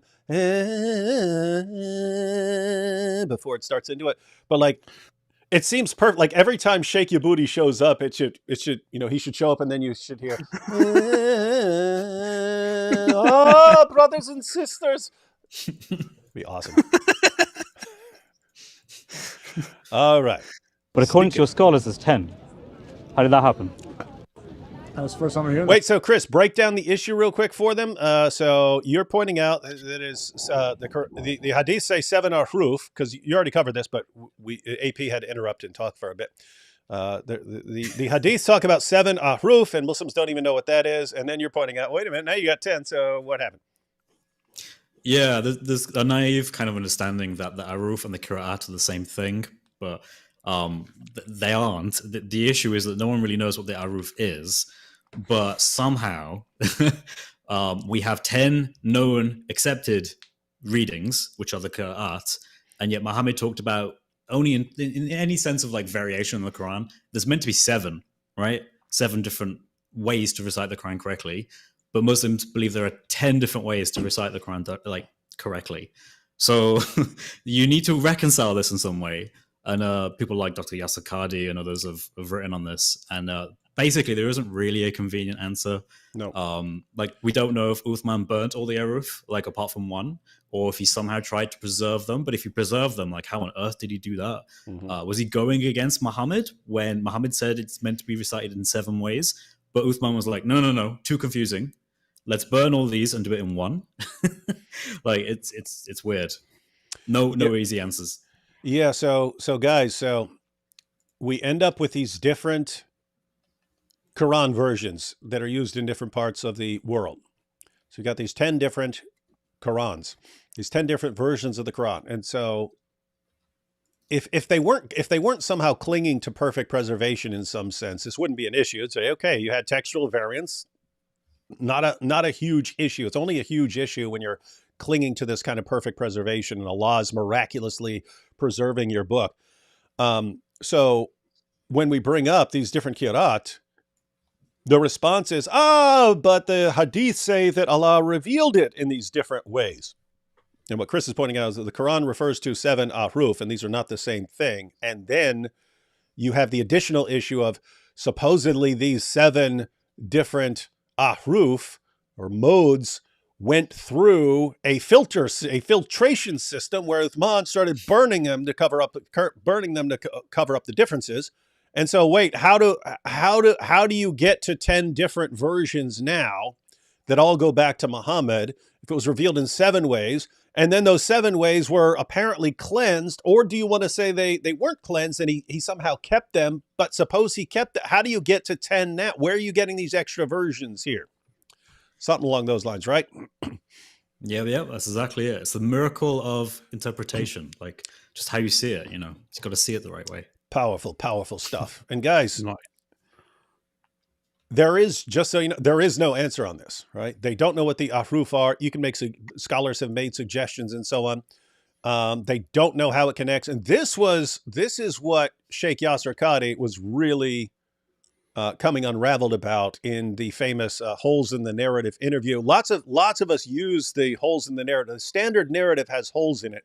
Lots of us use that to kind of make fun of the claim that there's only one Quran perfectly preserved, with and as if he's saying that standard narrative. He was actually saying, he's actually granting that there are issues with the ahruf and the qira'at, and the holes in the narrative that he was talking about was the narrative that we can actually explain the different Qurans in terms of the Uthmanic recension and the different ahruf. And he's saying, and Muslim scholars will offer their responses, and he's pointing out that actually non-Muslim scholars, they don't have this this line that they won't cross. They'll start pressing us on our explanations, and our explanations don't work. And his conclusion is that our narrative actually has holes in it. Not perfect preservation. He knows that's complete nonsense. The narrative that we can actually explain how all this stuff goes back to Muhammad, that's got some holes in it. And he's basically, I'm going to work on it to figure it out, but it's what not does it working have? Holes in the narrative. Oh, okay. Called the Aruf. I can get the Hadith, it's Sahih Bukhari and others as well. So that must mean there are 7 ways of reciting the Quran. But according to your scholars, there's 10. How did that happen? That was the first time I'm hearing that. That's interesting. Yeah. You should look it up. Because what people are saying is that actually, Uthman canonized the Quran. Do you know about that canonization process? No. Okay, so the third caliph. Yeah, so Uthman put together a committee around 652 time to around 656. And he put together this committee to collect different Quranic materials from different places. Again, I am shocked that these guys are letting you talk this much. Like, these are the worst. These are the worst. You can't call them bodyguards. You can call them idea guards or something like this. But they're doing a terrible job. Guys, at letting Chris speak, you're doing a great job. But your actual purpose there to keep Sneako from hearing any of this, you guys are doing a terrible job. Somebody should call Child Protective Services. This is terrible. Yeah. Reports of people arguing about what the Quran was, because they differed.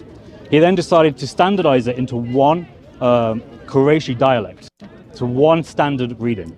And then he burnt all the other Quranic materials and he sent it out to the 5 different cities. So you had Kufa, Sham, Medina, Mecca, and so on. My point is that if there's meant to be 7 readings, where are they? I don't know. Where do you think they are? I think they were destroyed. I think that 6 out of 7 valid readings for your Quran are destroyed and they're not preserved. They are within all the recitation we have today. 6 out of 7 is the majority. It's a vast majority. Who do you think destroyed them? This is my good friend Sam. What's that? I was just going to say, the guy speaking there is a heckler, very, very frequent heckler called Sam Dower.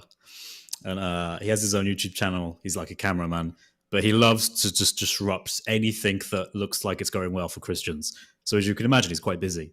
And he's just coming in and just saying, I don't even know what he's saying, but, you know. I love him, absolutely love Who do you think destroyed them? Uthman. Why do you think? I don't know. We don't know. I mean, it's a scholarly question. We don't actually know what Uthman destroyed. It just says that there were Quranic manuscript material that was destroyed. It was burnt, but they never elaborate on what that was. So in effect, You don't think you're just projecting about how all the is this Bible- another ad hominem? just a Another ad hominem? Okay. AP, watch, let me back up a little bit. Watch, all this guy wants to do, keep in mind, Chris is sharing information. If Chris says something is wrong, if Chris says something that's wrong or false, the correct response would be, actually, Chris, you don't know what you're talking about. Let's check this hadith or something like that. Instead, it's, you're just projecting your own insecurities about the Bible onto us. Like, Chris is like, wait a minute. This is like in your books. Sneako knows nothing about any of this. He doesn't know about the Kirat. He doesn't know about the Ahruf. He doesn't know about what happened with Ummah. He doesn't know any of this. I have to tell him because you guys don't. And then, oh, you're just projecting your own insecurity. We're not insecure. We're not the ones who are insecure. Yeah. By saying that very thing there, he's showing that he has these insecurities. Yep. That's what he's doing. So he's projecting. He's exactly doing what he accuses Chris of doing. So let's see what he does here. It was destroyed. It was burnt, but they never elaborate on what that was. So in effect, You don't think you're just projecting about how all the is this Bible- another ad hominem? just a Is this another ad hominem? Okay, it's an ad You're hominem. projecting? It's a Because two-call how fallacy. all the Bible Hold on. Hold on. You don't think you're just projecting? Hold on. That's your Go to Speaker's insecurities- Corner. That's a two-call You fallacy. don't think you're just projecting your insecurities? No, from ad the hominem. Bible? Ad hominem. Brother, Ad hominem. that's a two-call fallacy. Whether it was or was not the case that the Bible was preserved or not. Because that's what I noticed about Christians. You guys I was- just project Hold on, I was still. your insecurities hold on, I was about still- your religion You got it? onto Muslims. Whoa, you got it? He walked off. Right. Quran, and That was you the quickest say, well, debate what about ever. the Bible? That's fallacious as well. Have you? I don't know. I'm a conversationalist. I don't have debates. Do you want to debate? Do you want to debate? I'm a conversationalist. I don't have debates. I just jump in to protect Sneako from hearing anything untoward. I don't know how to debate. I don't know how. You know how to win? Yeah, because that's what you tried to do to me as well. You tried to turn it on to us instead of answering the question, right? Would you like to debate? No, I don't. No, you don't. I'm just good. I think you have intentions. Yeah, I just generally want Muslims to know what scholarship says, and then they can make their own mind up. That's cool. That guy's still there talking to you, chatting a little bit. So it's not all bad. Yeah. But let's go ahead and hear your assessment here. Yeah, I think that's a good way to approach it. Good. All right, take care. Well, that was a lot shorter than I was expecting. I was expecting something longer than that. I came in with basically 2 points. That there is not one single Quran. There's a very minimum 10, according to the scholars of today. I quoted a source. I quoted a book that he could read this from. There are 10 different qira'ats. So he said, I have no idea. And then, which I kind of hope would be, he'd know a bit more by now. I know he's been a Muslim for, I think, maybe over a year or something like that. I don't know, but someone hasn't told him the truth about the Quran. He's been told, and he told me straight at the beginning, there is one perfectly preserved Quran. But when I said, actually, here's some evidence to the contrary, it all fell apart, which is a shame, really. I hope that Sneako actually goes back and looks at these claims and does his own study of the evidence, because the evidence is overwhelming, and it comes from Islamic scholars. That's the funny thing. I'm quoting him, Islamic scholars, and he's like, well, I don't want to know this, so and then he leaves. He walks away, which is a shame.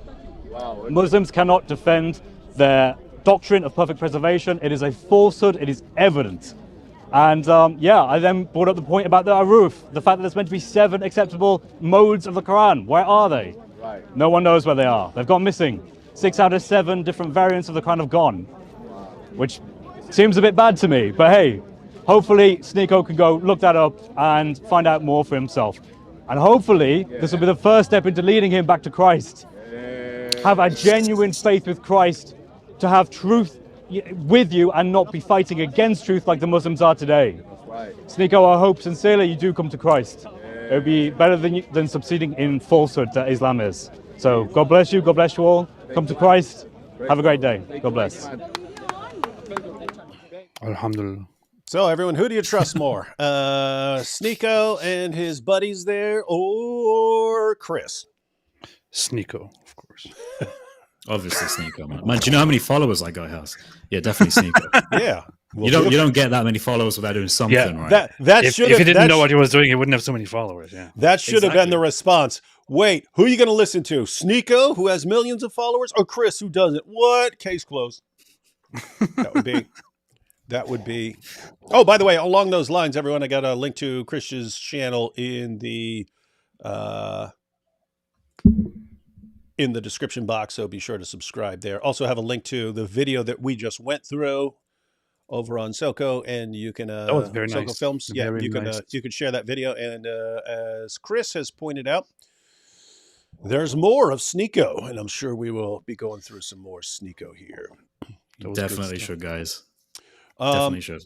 All right. Well, Chris, we are going to go through super chats now. So I don't know if you have stuff to do, because I know it's super late for you there. So you can cut out now or anytime you want, or you can sit here and hang out. Yep. Probably going to go. It is 2:15 in the morning in British land. And yes, I need to go to bed. So look at this. Look at this. He's like, okay, Chris, we're done with you. Please leave now. That's basically what he's trying to. I'm sitting here. I'm sitting here, realizing that it is very late for this man, and he might not want to sit here listening to AP Babylon about stuff forever. Hey, but Chris, anytime there's something you want to discuss or something cool happens over at Speaker's Corner, and you want to jump in and watch some footage and discuss it, just let us know. Yeah, we'll do, guys. It's been awesome. Thanks for having me on, and it was good to finally see you, AP. Same. Cool, and I enjoyed that video. That was a good encounter, and we should talk more. Yeah, yeah, definitely, man. Yep. All right then. See ya. All right. Take care, guys. Mm-hmm.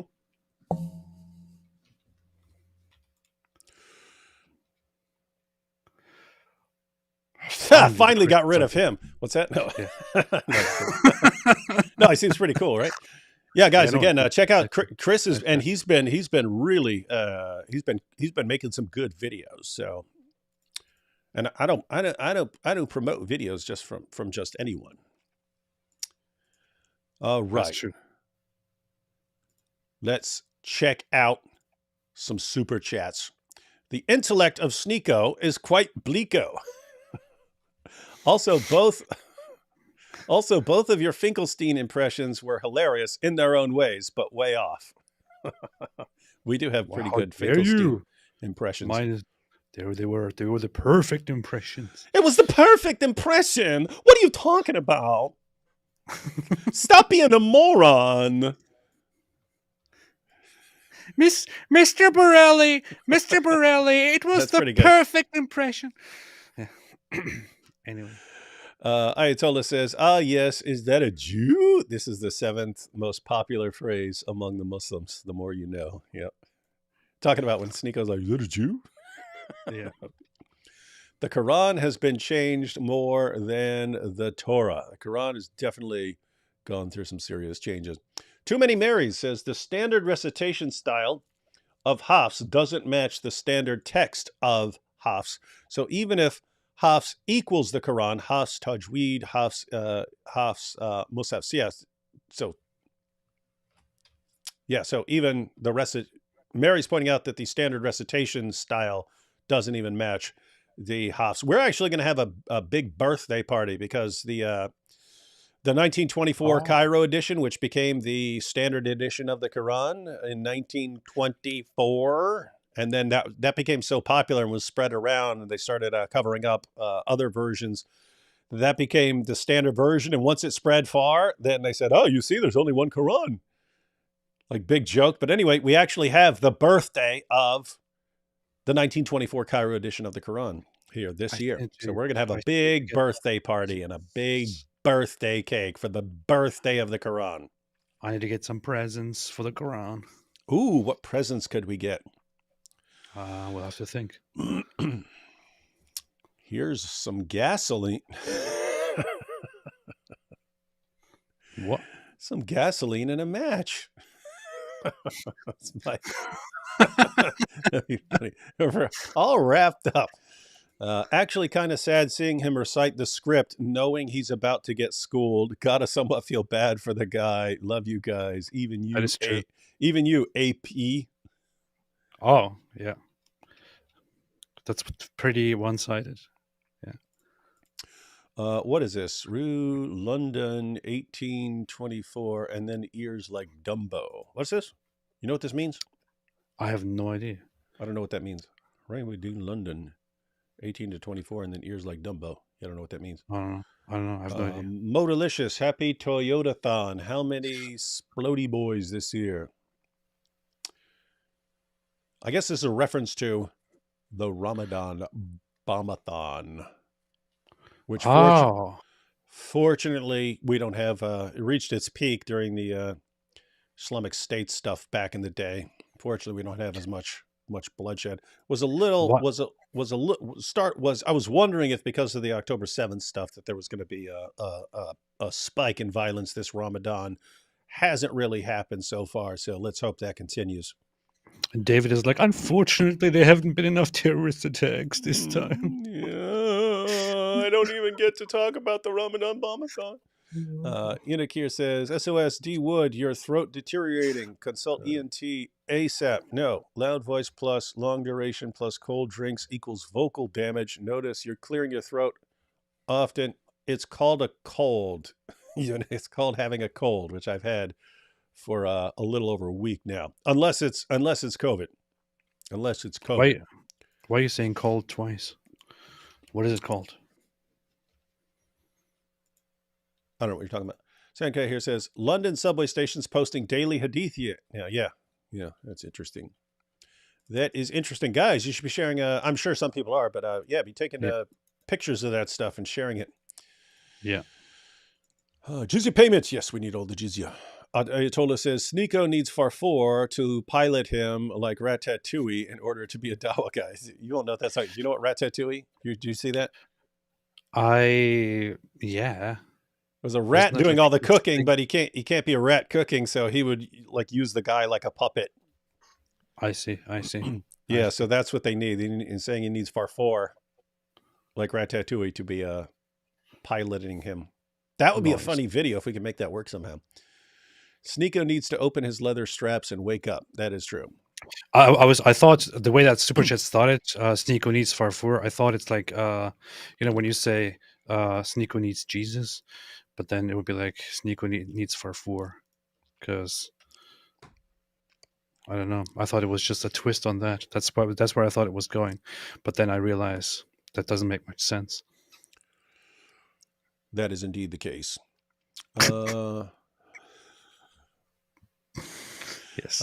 Jews are the leather strap of God. They got caught sleeping when the Messiah came and Christians popped out. All ham to Jesus. What is this? Oh, this Muhammad Burqa keeps posting these weird... Peace be upon me. Muslims still crying over Andalus and Palestine, thinking we'll conquer UK, France, Germany. Soon we'll lose Saudi Arabia and Kaaba. Viva la MBS. I don't know, man. With the UK, it looks like the Muslims got quite far, and to be honest, I don't know. It doesn't. To me, it doesn't look like the future will be like offers a peaceful resolve to that in the UK. That's just how I feel about it. Yeah, back when people were warning you guys about the spread of Islam, you just said everyone who is warning you must be a racist or something like that, even though it was like ex-Muslims and stuff who were also warning you. They still do. They're still saying that. Yeah. Basically, people back then were trying to give you a peaceful way of dealing with this issue, and you're getting to the point where you're not going to be able. Yeah, you giant morons! You are going to be stuck with some very, very difficult problems and no good way to solve them at all. Like no matter what you do, it ends badly. Yeah. So you did it to yourself. Motorlicious says, remember that trend when every celebrity at the end of their career would make an appearance on TBN and claim they found Jesus to grift? I think Telcom X is in the same category. Definitely some grifting with Telcom X. Sneako about to totally expose and destroy Islam even more than Mimi Hijab, Sheikh Yashikade, Ali Derwa, and Fareed leaks combined. Very sneaky, Sneako. Yeah, this is all these conversions of these jokers. This does not go well for Islam in the end. This is just so funny to me. Of everyone that you can have, it's like they go with Sneako and Andrew Tate. Top G, he's top G. Oh man! Just wait, Islamophobes. Sneako is about to fly off on Barack. That would have been funny. That's why we need special effects guys. Like Sneako sitting there talking to Chris, and then all of a sudden Barack flies in and like takes him off like that kid in the Never-Ending Story. Barack comes and saves the day. The Never-Ending Story. This is too funny. Yes, it is. The whole discussion, guys. Again, awesome video. Share that video that we went through everywhere. Again, the link is in the description box. Carlo, obviously Sneako is a paid shill. He's doing this for that sweet Saudi money. Yeah, and I mean, we don't actually know. He could also be doing it. He could just be doing it because he saw Tate do it, or so it could just be a kind of mutual manipulation thing. But we don't know. We do know that these guys will offer money. What did Tristan say that one time? He did say that he was offered benefits in the Middle East and certain, I don't know, rewards or something if he converted to Islam. Mm-hmm. But of course he rejected, because why would he do something like that? Because his heart is too pure. Yeah. He's not for sale. His girlfriends are for sale, but not him. And his brother is for sale. I would say if somebody is paying these people behind the scenes, and it looks like somebody is, I wouldn't say that it's Saudi Arabia. I would say it's probably somewhere Qatar or United Arab Emirates. UAE, that's what I was thinking. Yeah. Yep. Yeah, it ain't MBS, guys. It ain't him. Yeah. Because that guy is on our side. Donation not from the Mossad. Well, we don't want it if it's not from the Mossad. What is this, man? I only accept shekels. I only take the shekels from Mossad. If it's not from the Mossad, don't give. Yeah, just kidding. We'll take shekels from anybody. Okay. Speaking of Katy, is it Perry or Peary? Katy Perry? Speaking of Katy Perry, imagine how insane you would have to be for Russell Brand to demand a divorce. Wait, he's the one who demanded a divorce? Really? I had assumed that he was the nutty one there, because I don't know anything about her, but yeah, if she's the nutty one, yeah, that's pretty crazy. Ayatollah here says, this is the most ashamed I have ever seen Sneako. Oh, wait, there was that time at the party. Which time was that? What are you laughing at? I don't know if this is a reference to something real, because there is an incident where that people always make fun of with Sneako. Yeah, that's what I'm wondering, if it was some video and there's a party there or something. Well, there was an incident with his girlfriend. Where he was sitting around watching or something like that? Yeah. And it became a meme. Mm-hmm. AP, please refute Islam for 20 minutes. No. You see, AP. Why would you even? AP admits he can't refute Islam. Why would you even ask for something so disrespectful when you know very well that a Muslim could tune in right at this moment and witness that we're doing something like this and then feel hurt? What would you say to that person? They will be hurt. It will be a traumatic experience. Would you guys go to the Preacher Corner live event? Yes. Will be amazing UK field trip. What Preacher Corner? What is Preacher Corner? Is there a preacher place? It's like Speaker's Corner, but it's Preacher Corner? I don't know. Interesting. I'd like to see Preacher Corner. People preach at the Speaker's Corner as well. So, Jelly says, money from Egypt for you to buy Israeli dates. Hoping more people unlearn hate with time. That would be nice. Doesn't look like things are going in that direction, but it would be nice. Can AP finally refute Pikachu's Talmudic tunnels? No. How can you refute that? Can you prove that it's not? That's the standard. I need to post that clip. That's a good reminder. That is a good one. Mr. Wool, please. What? This is Mr. Wool. Mr. Wool, Mr. Wool, Mr. Wool, please. Please. You have the pitch. I just like the snaggletooth accent. But you have the appropriate pitch. I have to work on it. Why do Muslims hate Ibn Ishaq? They don't hate Ibn Ishaq. They just you probably can explain that better, but yes, I can. There's just an authenticity and copy problem there. But yeah, go ahead.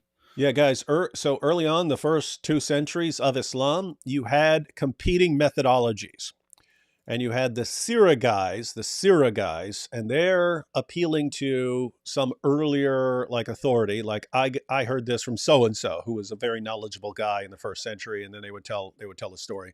They have some isnads and so on, but it's basically they're appealing to some first century authority that they heard it from.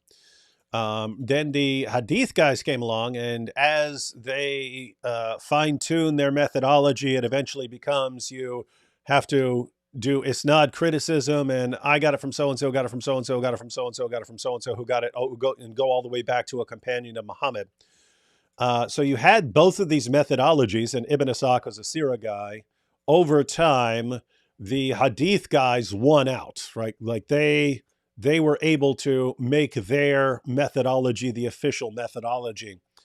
And so the Sira guys just kind of faded out over time.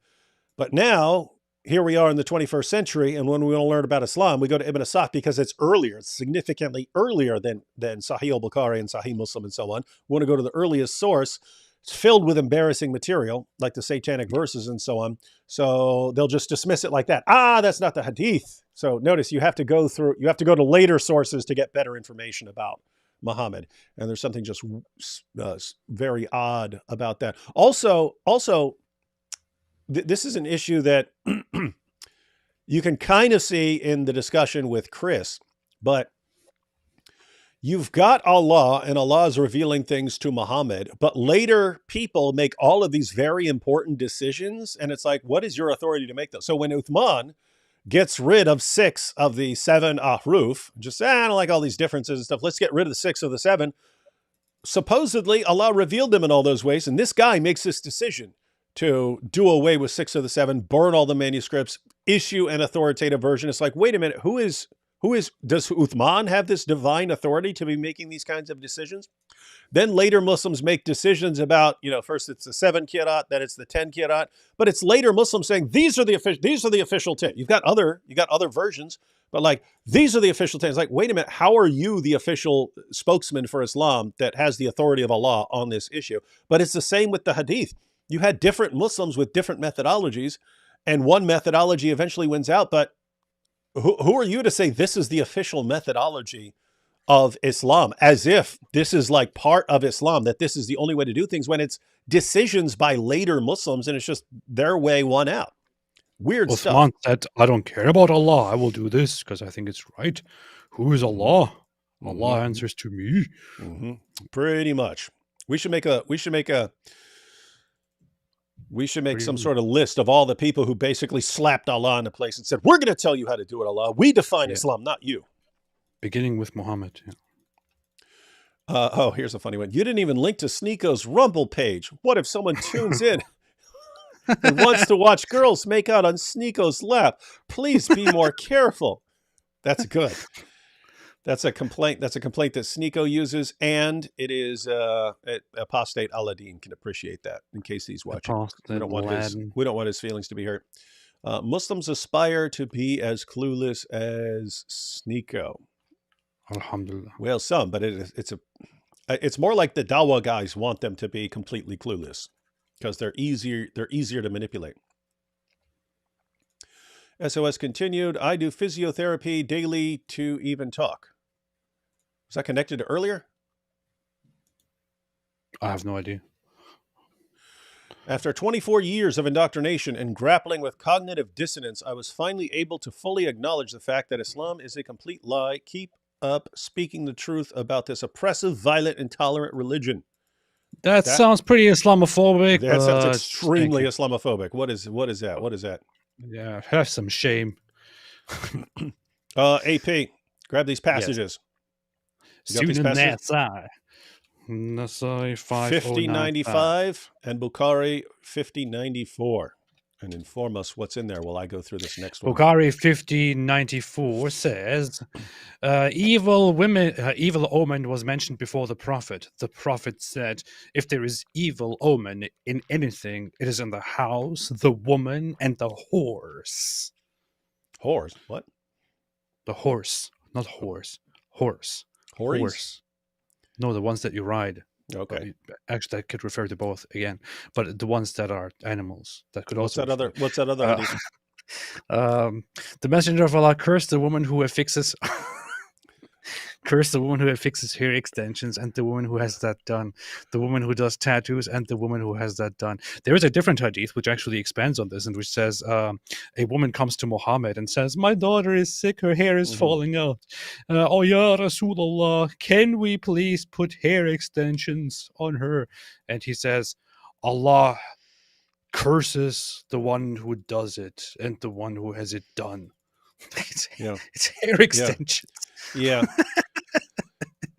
I made it before I was doing YouTube and I was just writing for a blog. I did a blog post many, many years ago called Locks of Love and something to do with Islam. Muhammad versus Locks of Love. But Locks of Love is a group that has people cut their hair. People with long hair has them cut their hair, and then they make wigs for kids who have cancer and things like that, so that they can have actual good wigs and so on. It's like Muhammad says, you're all like hellbound for doing that. That's crazy. Allah hates it. that really enrages him. Banging a 9-year-old doesn't. He loves that, but putting some hair on a 9-year-old cancer victim, no. Yes, it's like when Allah comes and he's watching what you're doing throughout the day, and he's like, oh, okay, good, you're having sex with that little 6-year-old girl. Wait a minute, what is that on her head? What is that on her head? Are those hair extensions? We got to do reenactments of some of these hadiths. You can't do a reenactment of that. But go ahead. No, we can. We can have Allah at the judgment, and okay, so this is what is that on our head? Looks like we got Daniel Hakikachu in here. Leather strap-on pleasure machine of the anus ink says, in honor of Momo's miracles, we're having a sale on our giant rubber fist called the Moon Splitter. Quit laughing and encouraging these horrible, evil people. So now we not only have what is it, Goat Hub or only goats? We have Goat Hub, Goat Hub, and we have this one advertising their products. Skyfall says they say some Muslims can recite the whole Quran and also children memorize the whole Quran. Call on their BS and ask them to find one person to do it. Yeah, I say this sometimes when it gets brought up because there are two main responses I give when people are like, oh, but because I'll see things like, but billions and billions of Muslims have memorized the entire Quran. I was like, okay, billions and billions of people is, you're at 2 billion, you're at almost 2 billion right now in the world, and your numbers were significantly smaller in the past. Don't be telling me about billions and billions.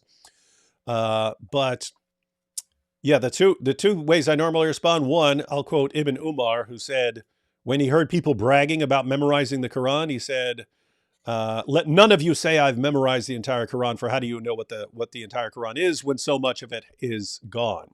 What you should say is I've memorized what remains of it. So point there is you can't actually memorize all of the Quran because you lost a bunch of it early on in Islam. And the other response is, yeah, supposedly there's all these Muslims who've memorized the entire Quran. I've met like two in my life, people who've, and this is just according to them. It's not like I sat there and listened to them recite the entire Quran. I met like 2 people who have actually say they've memorized the entire Quran, and I believe them. And I would say I believe them because when we're when I'm referring to verses, they could actually quote the verses in Arabic from memory, and I'm assuming that maybe they can do that throughout the Quran. But yeah, it's not as common as Muslims think. And if it's as common as they think, why do they have so many problems and keep ending up with so many different Quran versions? Bro has lower hikmah than a baby at... What is that?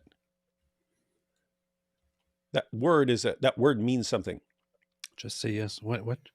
Lower than a baby at Biri. I don't know. Yeah, that's something. What is that? I don't know. I don't know such things.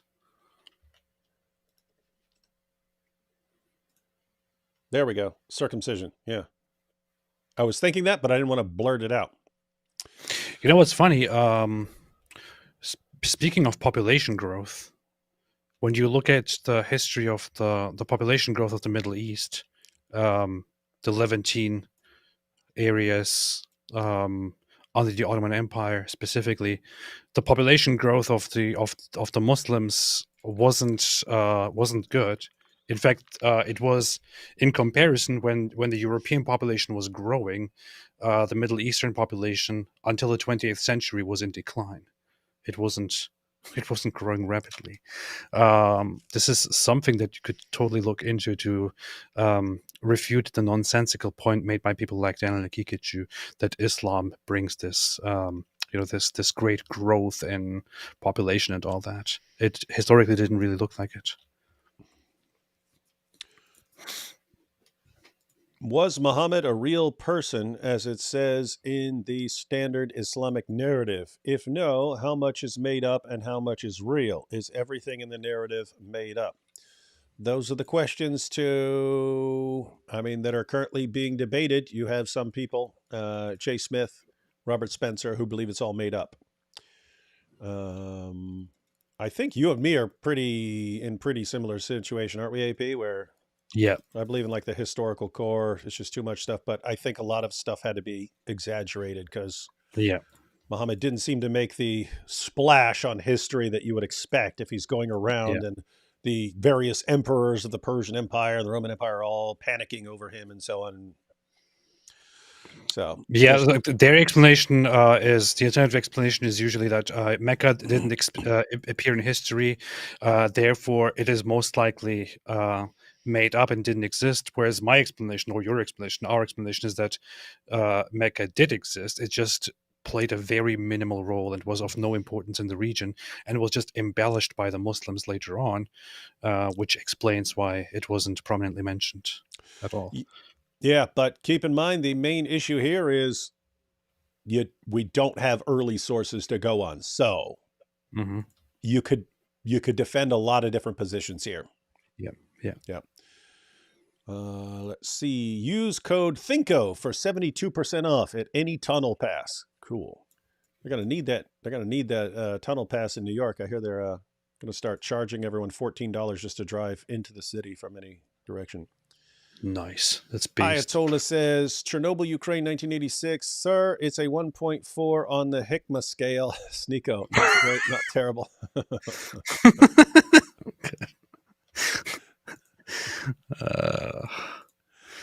Brent, they are middle-age equivalent to lower-class Christians. Listen to this. They're making fun of something tragic in recent history. How would you feel if you were a questioning person and you just came in and heard it? Imagine if you're a Russian and you enter this discussion. Hey, discussion rhymes with Russian. Yeah. And you would be Russian out of that live stream. Yeah, anyway. They are middle-age equivalent to lower-class Christians, fear God, and lead by people who manipulate God's message in order to serve their purpose. Alhamdulillah. This was a message for Chris. Chris, thank you for your work, sir.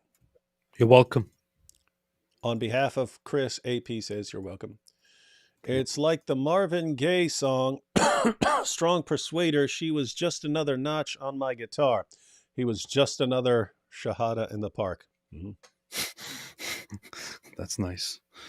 My husband converted to Serbian Orthodoxy. He had to go to school 3 years before he could be baptized. See, that's what I mean.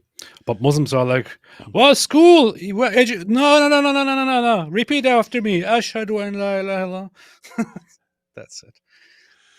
Daniel Jones says, D Wood and AP, if the trajectory continues as it is, are you still planning to comment on Mike Winger's video about the tater? Yeah, I totally forgot about that because I always try to block Mike Winger from my mind. We got to cover that. We got to cover Mike Winger talking about Andrew Tate. Who? That's like the world's biggest nerd talking about the top G. I don't know who you're talking about. It's going to be, yeah, we're going to have to take a look at that. Mega Lag says, did anyone want the video called The Absolute Annihilation of Sneako? It is a complete takedown of the man and points out how his opinions come from who he is currently talking to. I was noticing that just from that video, right? Like whoever's in front of him, hey, they're 10 Quran. Okay, there are 10 Quran. Okay, so there's 10 versions, right? Yeah, there's 10 versions. No, what am I supposed to say? Okay, but it's like whoever's so given the fact that he's like that, they would have to keep him completely insulated, surrounded by Muslims at all time to be filling his head with this stuff, because you can't let him around someone like Chris for more than a couple minutes or he's just going to start agreeing with everything they're saying. He has an empty brain, an empty head, and he just fills it with whatever the person in front of him says. That's true. There was a meme that Destiny or his audience was sharing. It was going around where he speaks to different people, and every single time he says, "Thank you, you gave me a lot to think about." Then he speaks to the next person on a completely different issue. "Thank you, you gave me a lot to think about." and every single time he just he changes his appearance to adjust to whoever he just talked to. What about the 10? What about this book going through the 10 Kirat? Yeah. I'll read that. Yeah, I'm going to read that. I'm going to read all 10. Let's see. The wonderful warrior woman for Christ, Hatun, has already proven on video there is no less than 26 different Qurans just in Arabic, correct? Yeah, that later got expanded to, I think, 37. And so keep in mind, this doesn't even fit the pattern of the Qira'at. What you have to do is say that these 37 different Arabic Qurans are actually sort of kind of like combinations of the different readings of the different Qira'at. So in other words, like this Quran that you have today, it includes readings from this, and it includes readings from Hafs, and it includes this reading from Warsh, and it's sort of a hybrid of various Qurans. But yeah, Hatun actually showing up to Speaker's Corner with 26 different Qurans. That was what set off. Because at first Muslims are saying, no, you printed those on your own. You inserted the variants in there and printed your own Qurans. And it just kept being put in their faces. Look, this is Hafs, this is Warsh, this says something different from this one. How are you saying there's no differences? The people complained. They went to their Dawah guys. Their Dawah guys didn't know how to answer. At first, their Dawah guys, they're saying, oh, it's different accents. It's just like different accents, which is what that guy was saying. It's just different accents, and that didn't work. And so Muhammad Hijab came up with the brilliant idea, let's get Sheikh Yasser Qadi. He literally wrote the book on sciences of the Quran. He can clear all this up, and the rest is history. Like the history of the myth of perfect preservation. Alhamdulillah. Beautifully said. Joshua says, what do you all think of my proposal if 50% or up followers of Muhammad are named Muhammad? I vote all followers of Christ change all our names to Chris.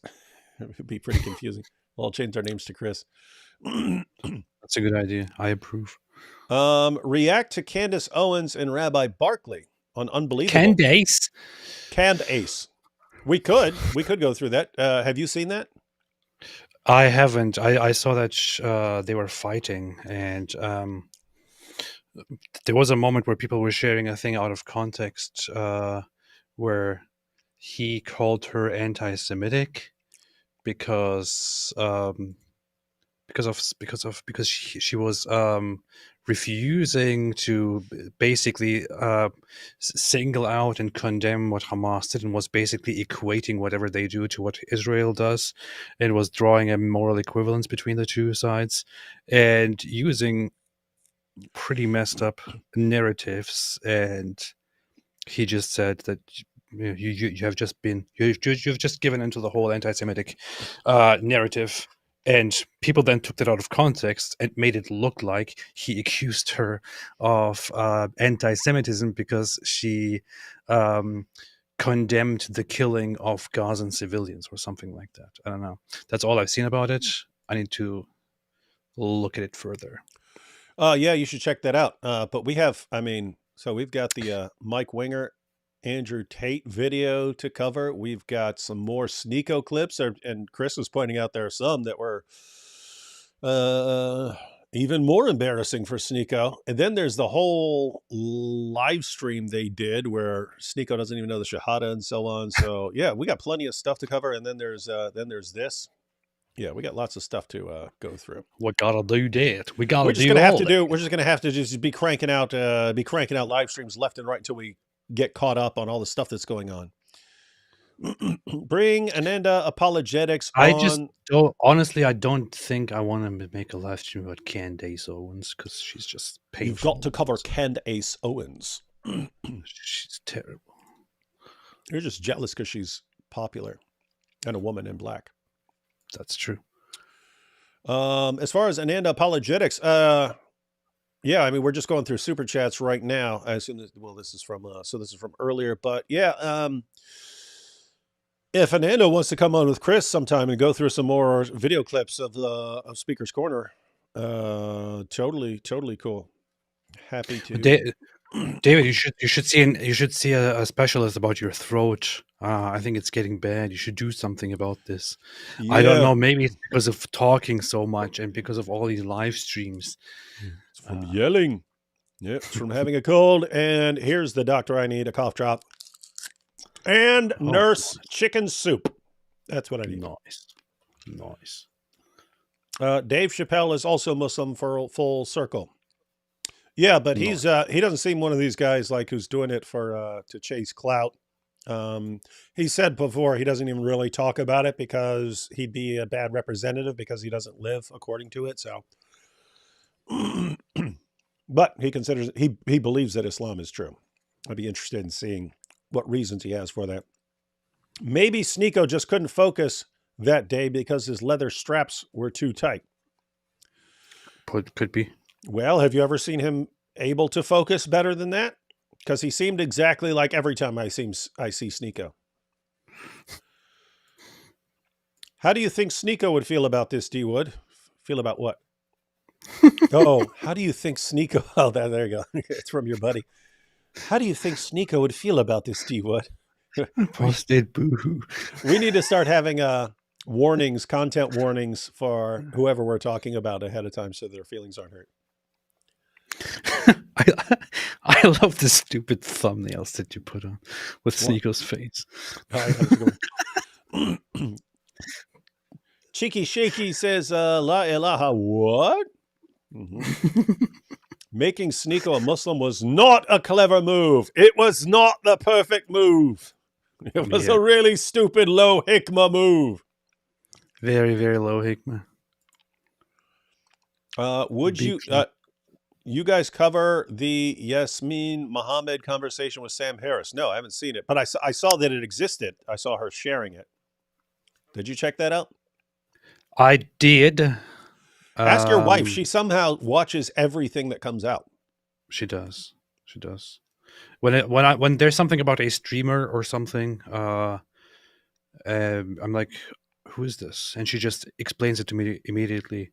Or when a video comes out in any of these realms connected, and I say I haven't watched it, she's like, oh yeah, I saw it. It's very nice. Mm-hmm. It's a good advantage. Curious if Iran gets the bomb, if that will only speed apostasy or scare more people into submission. The bomb. Yeah, if Iran, Really, if Iran gets even close to a nuke, I think whatever facility he's working on is going to be bombed, either by Israel or some other nation or a collaboration. I'd say if Iran gets a bomb, it's probably very likely that they will just accidentally detonate themselves and all that. But until that, I think that things will change in Iran, and the people will rise up and put an end to the regime. Yeah, if they get anywhere near to a bomb, I think that facility is going to be blown to little tiny pieces. Yes. The Eyes of the Leather Strap is a poem by Allah. That's true. It's the best poem ever. Yeah. More Shake Your Booty, please. Yes to a channel. Yes, that would be a good channel. Yes. Shake Your Booty. No, yeah, just call it Ask Shake Your Booty, and have it like a parallel to the Asim Al Hakim show. You should even get like a green screen where you're at a desk and stuff, and you're like it. And I could even I could make a nice logo for that, like a cartoonish shake face, and just says "Ask Shake Your Booty." Huh. Yeah, it'd be a good show, man. Yes, it would be. I was kneeling at church today. My zabuba is so big now. Yeah, you gotta bang. You just gotta keep banging your head. Yes. A Muslim dies and goes to Jannah. He asks Allah for the 72 virgins. Allah points away. Later, the Muslim comes back. Allah, you said 72 virgins. Where are the women? Yeah, it's 72 versions actually. Yeah, 72. Joshua Woden. Thanks, D Wood. I watch all the shows of This Week in Jihad. However, the super chats are turned off. But if you could note my question to ask Robert how I get one signed. Yes, I will bring that up. Joshua. How many times are you gonna say it? Just don't bring it up. Don't bring it up. David, did you see the video of Weeko getting his butt kicked by Sean Strickland? Is that the guy who just beat the crap out of Sneako? It seemed kind of seemed like a dirtbag. Like, and I'm saying that because I had my sons doing mixed martial arts back in the day, and I would sometimes jump in with some of the jiu-jitsu guys and stuff like that. And it's just understood if you're a brown belt in jiu-jitsu and you're rolling with a guy who doesn't do anything, you kind of like dial your skill level down so that you can actually, the guy can be learning something and so on. Whereas this Sneako steps in a ring with this guy and they're just sparring. The guy just like beats Sneako's face in. Yeah. So I'm sitting there going, gosh, this guy's a dirtbag, man. I mean, can you imagine if you're an actual, suppose you're an actual fighter and someone's like, hey, let me step in the ring with you to find out, see maybe you get some pointers. I mean, you just like beat the crap out of the guy and pummel him until they have to pull you off. Sounds like that was the perfect move. Hey, check this out. Myth Vision released a video today attacking David. Uh-oh. Really? Myth Vision. What is this? David. How dare you, David Wood, the loser. I hate David Wood. Let's see. Myth Vision. Apologist humiliates himself. And you put a log into your eye. Oh dang! I was like, oh, we should watch this, but it's 58 minutes, so I'm not gonna. We're not gonna watch. I'm not gonna watch that. Nice. I have to check that out. Oh wait, it's talking about the Dome of the Rock. I don't know what's in there, but it's Christian debunks Christianity. Know much about Christianity, then, my friend. I have to see. Yeah. So one of the ongoing issues, like I don't know if that's what they're going to do, but something that just comes up over and over and over again is this stupid thing where I will apply some Islamic reasoning to a Muslim argument, and then they'll try to saddle so Muslims will say perfect preservation right down to the letter. And I'll say, no, there are textual variants. Look at these textual variants. And then someone will respond, ha ha, you hypocrite. There are textual variants in the Bible. Ha ha. And they'll expose me like that, right? And it's like, we're not the one making the claim, genius. They're the ones making the claim. So if they're making the claim, and we assess that claim. If I'm not making the claim, then I wouldn't exactly have the same issue. But I don't know where they're going with that. We'll see. But nice. I Just suspect accept that you have been humiliated by Myth Vision. I will accept that that his fans will not know how terrible that video is. Just accept that you have been humbled and Hey, humiliated. AP, what's up with everyone trying to take down the big dogs? Huh? Everyone just wake up one day and We got to go after AP and D Wood. They're destroying They're destroying like Islam too fast. This looks like this is a rebellion, and you know how we deal with rebellions. Oh, I know how we deal with rebellions. Once again, if people didn't mess with D. Wood and the Apostate Prophet, they wouldn't have anything to regret for the rest of their lives. I feel so empty without me. Myth Vision teaming up with Apostate Aladdin. Sneako goes through fads. One was Nick Fuentes. Yeah, he did. Is he still on the Nick Fuentes train? I don't know. But he still hates Jews, so makes sense. Is the Lil Jon thing real? To answer the question, turned down for what? Because music is haram. It is interesting how any of these guys are going to take like a musician. Like, hey, are you going to... Lil Jon, are you going to adapt Islam and be consistent with it? What? Ananda Apologetics, can I join to discuss my video? Oh, I think this is from a little while ago. But yeah, it would be too late now. Ananda Apologetics, but we would be happy to have another live stream, and you can jump in and we can go through the video. Or if you want Chris, he's welcome to join as well. So, and do me a favor, send me the link so I can have the video and watch it ahead of time and so on. Inshallah. Sneako took a trip to Shake Shack and got #1 Greatest Deceiver special. Went to the Shake Shack. Now everyone's telling get Ananda Apologetics in the stream. Yeah, sometimes we get to super chats later, and then all these messages from earlier are now irrelevant. But again, happy to have them on. We'll set it up. No one can force you to come to Christ, AP.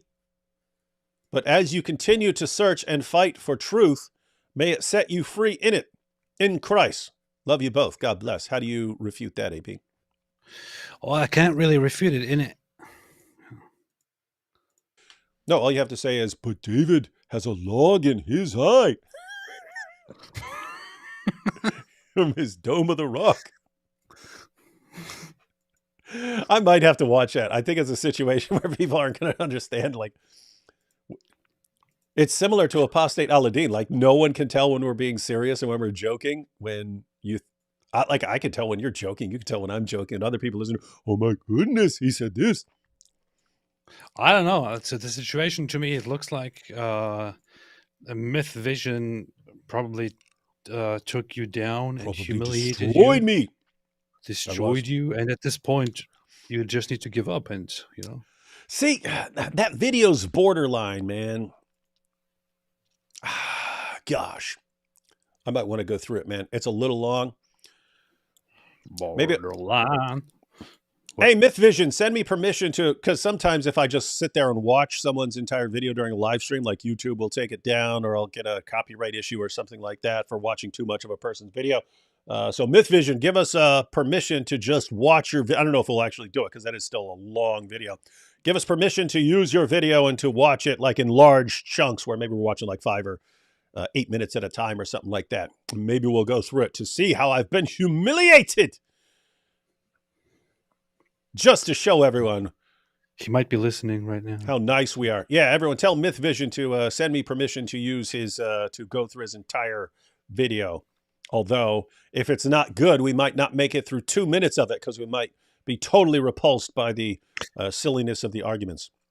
Oh, I didn't see this. He sent me a message actually earlier today, just when he published his video. Said, AP, I've destroyed David Wood. You need to team up with me, a fellow atheist, not that Christian who's been humiliated with a log in his eye. Something like that. He sent me a message on on my phone, and he says, "Hey, did you see how I destroyed your boy?" Just kidding. That's not what he said. He says, That would be funny. That would be awesome. he said that he would like to. He would be. He liked your videos on the whole Islam stuff, but he took an opportunity to take a dig from a different perspective, to call out what he perceives as an inconsistency. But he would like to join us for a conversation, to have these conversations, these discussions. So yeah, and regarding your question that you just asked, he said he's more than welcome to do so. So he already replied. yes. What, to watch his entire video? Yes. Hey, maybe we'll watch the video with him there, so that I can tell him that is the dumbest thing I've ever heard in my life, sir. How dare you put that into a video and embarrass your entire channel, and then watch him squirm. That would be interesting, and I would be there to try and keep the peace and decide who won. Wait, we were already sitting here talking about how many thousands of live streams we have to do to get caught up, and now we just added another one. But it'd be actually, I wouldn't mind having because it's been a while since I talked to Myth Vision. So yeah, it'd be cool to have him on there. Yeah, that'll be nice. You know who won't be cool with it? Apostate Aladdin. Why are you joining? Why are you joining together with these guys? They're the worst people in the entire universe. They're so mean when they talk about Muhammad. Peace be upon him. I mean, oopsie. I didn't mean to let the cat out of the bag. He's gonna take this seriously again. Oh, they're saying, didn't he do that? Didn't he do that in his little post? He's like, and he called me a neo-Nazi, but says he was joking. Like, do you think he was? We joked do you about. think he was seriously calling? Do you remember we jokingly called him a neo-Nazi to make the point? I don't remember. I don't remember at all, but I assume it happened. And we actually said he's probably going to take this seriously now, and he actually did. He made a community post today, and he said, and he called me a neo-Nazi, and then cowardly hid behind, claiming that this is just a joke. Dude, why would I seriously call you a neo-Nazi? Calling him a neo-Nazi? Are you stupid? Why would I call you a neo-Nazi? This is what we have to deal with, ladies and gentlemen. We laugh and joke, and we're sarcastic, and we have people who don't understand any of that, and then complain based on their own ability to understand what we're actually talking about. Then they throw tantrums. And we say, dude, if you don't understand what people are saying because you lack an ability or something like that, probably shouldn't be attacking people along those lines. I was very nice to him even in the community post that I responded to him today. That was before. Well, okay. You shared Kill Shot. You shared Eminem's Kill Shot with him as your response. It's not nice. But I love that song, and something just reminded me of it. I don't know. It's exactly like it. It's exactly the same situation. Not really. I don't really see myself as the king or anything. You're the Eminem of the ex-Muslim community. Face it. No. But what was I going to say? Oh, yeah, I was very nice to him in my response afterwards that I wrote, and that was before I received further revelations that I should have known beforehand. At this point, I can confidently and very clearly say that guy is a terrible person. Terrible person. Nothing like the public persona that he tries to present. And I would actually recommend everyone to not engage with his stuff, and even to unsubscribe. And I also removed him from my promoted channels list. Whoa! After putting him up, then taking him down, then putting him back up, now you're just saying he's officially down? Ooh, yeah, because I learned something. Because I learned something about him that is where there is no way that I can possibly have any reconciliation or peace with. This is not TMZ. You're not sharing breaking, messed up news about people on here, man. I do, unfortunately, in this case. I have to. Yeah. So, Apostate Aladdin is now on everyone's naughty list. Yeah. Thanksgiving once a year, one meal. Ramadan once a year, 2 Thanksgiving meals a day for 40 days. Muslims, this is fasting. It's a lot of fasting. It is. It is. It is the perfect fasting. React to Gary Faust on Arab inbreeding. Who? What? Not familiar with that. There are some problems there with inbreeding. There are no problems in Islam. Everything is perfect in Islam. You see, this from the world's leading defender of incest. Even yeah. Jizya to buy some Israeli dates and some khamr. Well, God bless you both. Yeah, I want all the dates. Matter of fact, I should be eating those. I should be eating those King Solomon dates like every live stream. We should order a bunch of those and be eating them. It sucks because I actually don't like. I don't like dates, but I'll do anything to make fun of Ali Dawah. Would you guys debate Muslim Lantern? Totally. He can. I don't know who that is, but wait, is that the guy? Is that Why the would guy? I debate a lantern? Is that the guy? There was some guys. Do you know? Was that the guy who? There was some guy.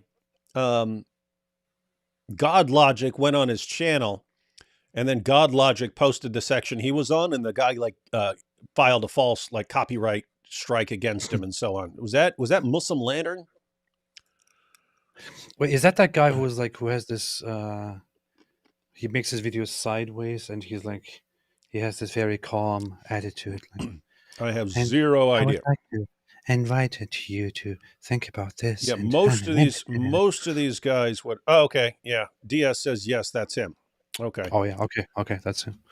And Mrs. Apostate, you asked who that is, and or I asked who that is, and Mrs. Apostate said the Muslim Green Lantern. Yeah. Okay, yeah. People are saying that's him. Yeah, so I would have a natural inclination to not interact with someone who is a total garbage person who files false copyright strikes and crap like that. But if he did want to debate, and I wouldn't imagine that he would want to, it would have to be on our channel so that he can't pull that stunt. It was the perfect lantern. It was the perfect garbage sniveling crybaby move. An awful person. God is spirit, and those who worship him must worship in spirit and truth. Yep, it's true. First SOS, D Wood, throat is deteriorating. Consult ENT, ASAP. Loud voice, long duration, cold drinks, vocal damage. Notice your clearing throat often. JC loves D Wood AP. Yeah, that's true. Yeshurun says, hey, D Wood, what do you think about the Hebrew word Allah and the Arabic word Allah? How do you define the differences? You can check that. I mean, they have total different in Allah, the al is the definite article. He's the Ilah, right? It's the L at the beginning is the L at the beginning of Ella. That's God there. Like you're talking. It's called the phonic fallacy. You take two words that look kind of similar, sound kind of similar, and you say, okay, therefore they're referring to the same thing. But yeah, a good little research project. I'd advise having someone with a Hebrew and Aramaic background to break down the differences. I made a video on that, on the whole Allah and how Allah got his name wrong. That's the video. Mm-hmm. And then also are God and Allah the same? And I think in both of them, but especially in the how Allah got his name wrong, I addressed that whole transition or comparison between Ella and Allah from a certain aspect. So would recommend watching that. Yeah, check that out, everyone. Be sure to be weird if you actually made one of your classic videos again one day. Yeah, that'll be weird. We should do that one day where we each make a new video, but it's like same exact style as like 6 years ago. You know what I mean? Yeah. This from your hero, Apostate Boohoo. How would you feel if a Chernobyl employee joined this stream and saw you joking on Chernobyl? Be more considerate. Oh, man. Why is ammonia sold in the Middle East food section? I do not know. I do not have that information. People complain about white straight male privilege, but that is nothing compared to the Muslim male privilege in Islamic societies. Yeah, you got that right. A lot more privilege. Do you think Andrew Tate and Sneako are genuine converts? No, I don't. I wonder if they would allow their sisters' daughters to marry Muslim men like Muhammad Hijab. I don't think they would. What are your thoughts on that? I agree with you. I don't think so. Yep. I agree. So we're in complete agreement, and whenever D Wood and AP agree on something, it's as good as gold. It's true. Yeah. Let's see. Have you seen the news about the Hindu children today? Yes, I did. I haven't investigated it. I only saw it in some tweets. I saw some people tag me in it, but I didn't really see what it's about. Yeah, it looked like what I saw was like a barber barber went full jihadi and like Slither. I don't know. We'll have to look it up. I don't want to comment on it without actually looking. That's what it looked like based on just looking at some tweets that people had sent me. Question for David: is a good way to interpret the incarnation as God following his design laws of mortality, and that's why Jesus did not know everything, since it would be possible for the mortal to contain the infinite. That is a question. So you have passages about the incarnation, you have passages about the deity of Christ, you have passages about the humanity of Christ, and you have passages, Philippians 2 and John 1 that are about the incarnation, and you have issues where how do you reconcile all of these things? And yeah, there are some different views on that. Yes. Ever heard of the Frutiger arrow aesthetic? No. I've not. No. Don't lie. You think about that all the time. Always. I've taken 2 religious studies courses recently, and they both make sure to mention how old Khadijah was with no mention of Aisha. It's like they're conditioning people to not think Muhammad was a pedo. Where did you take those courses? Yeah, it is always interesting because that was the same with me. I mean, I study Islam. They don't mention Aisha in a course. They talk about Muhammad and his early life and marrying Khadijah. He's 25, she's 40, and so on. They talk about this, and then they leave out everything about Aisha and him subjugating everyone, and they just leave out a bunch of stuff. Why would you talk about that? It's offensive. You're offensive. Sneako told him that would be a good thing to ask in the class, and you don't have to be mean. You don't have to say, "Oh, you're leaving out the part about Muhammad being a pedo." You don't have to say anything like that. You can just be, "Hey, I have a question. We're talking about Khadijah, but did Muhammad have other wives after that? What were they like?" You could ask some questions, and then what were their ages? And what were their ages? I just happen to be very curious about this specific detail. Sneako told San Diego to go F themselves. He told the whole city? He told all of San Diego? All of them at once? The whole city? Oh, no, that's Ron Burgundy, man.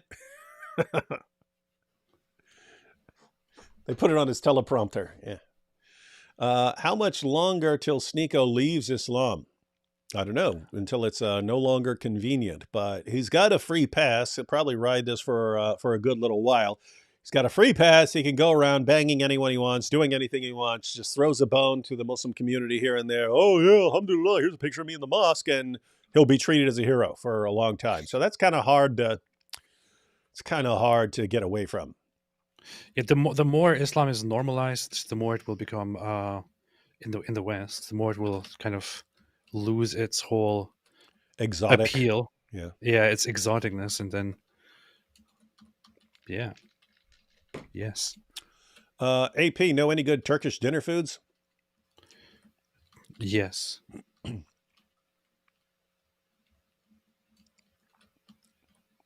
What's your favorite food? Turkish food. Oh, that's part of the question. No, I'm just asking. There is this thing. I don't know what that's called in. Well, there are actually 2 things that I'm thinking of right now. One is called an Iskender kebab, and I do like kebabs. And one what kind of meat is that? Usually lamb. Oh, D Wood loves some lamb kebabs. I love lamb. Turks eat lamb, and you know how Zakir Naik says, you become like what you eat. Yeah. So there's that. And then the other is something called mante, which is some dumplings in Turkish. It's some food that I like a lot. D Wood likes dumplings too. Normally at the Chinese food place, but Yeah. I'll take all the dumplings. Myth Vision made a vid with his soldier dad right after 10/7 about terrorism. His audience turned on him. He had to apologize. I lost respect for him. Yeah, I don't know what you mean. Like, I didn't see that. He was for one side or the other, and they turned on him. I don't know. I don't know. I don't believe it. I'll believe it when I see it. We can ask him since he's going to join us to expose him. Sneako's high intellect debates left APP and David Morningwood trembling and humiliated, hiding behind stones and trees. Alhamdulillah. That's true. Man. AP, why'd you get rid of your van? What's that mean? Why'd you get rid of your van? That's funny. That's funny. I never thought about that one before. It's a play on my name. Oh, good fan. Oh, I get it. I wasn't even paying attention. I was just thinking, why'd you announce that you'd gotten rid of a van or something like this? Why'd you get rid of your van? That's kind of. I've never heard of that before. That's kind of a lame. That's kind of a lame joke. It's pretty good. That's the best joke I've ever heard in my life.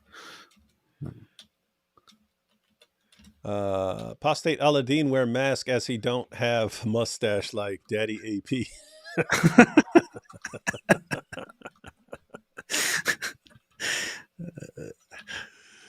I would like to say she was 9 years old. That is correct. Absolute. I haven't heard that. Heard that at all. Wait, who was 9 years old? How old was she? 9 years old. How old was she?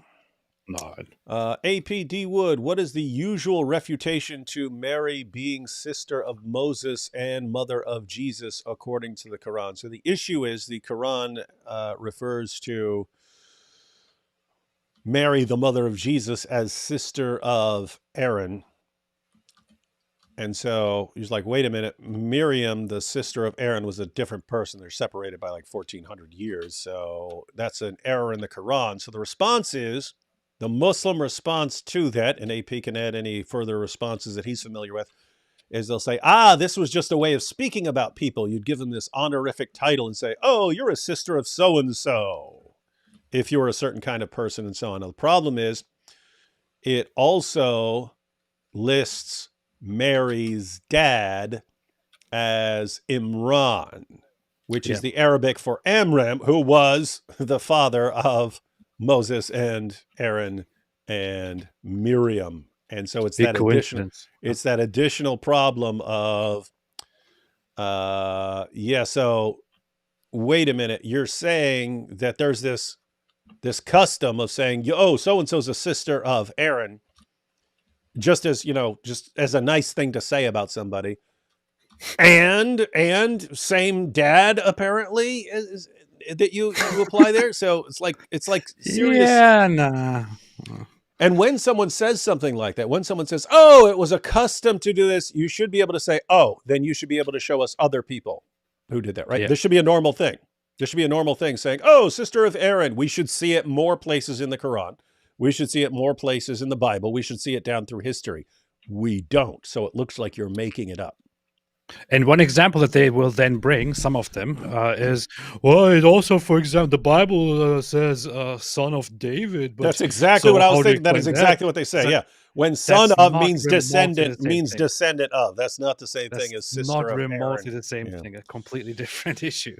Yeah. So when we say, if someone were to say, oh, you could talk of someone as, son of David as a title for a descendant of David, you say, yeah, we see that a lot. We can point to a lot of examples. That's how we know that was a thing. When you say, oh, you could just call someone sister of Aaron and it means righteous person. Well, then lots of righteous women should have been called sister of Aaron, right? You should be able to find references to that.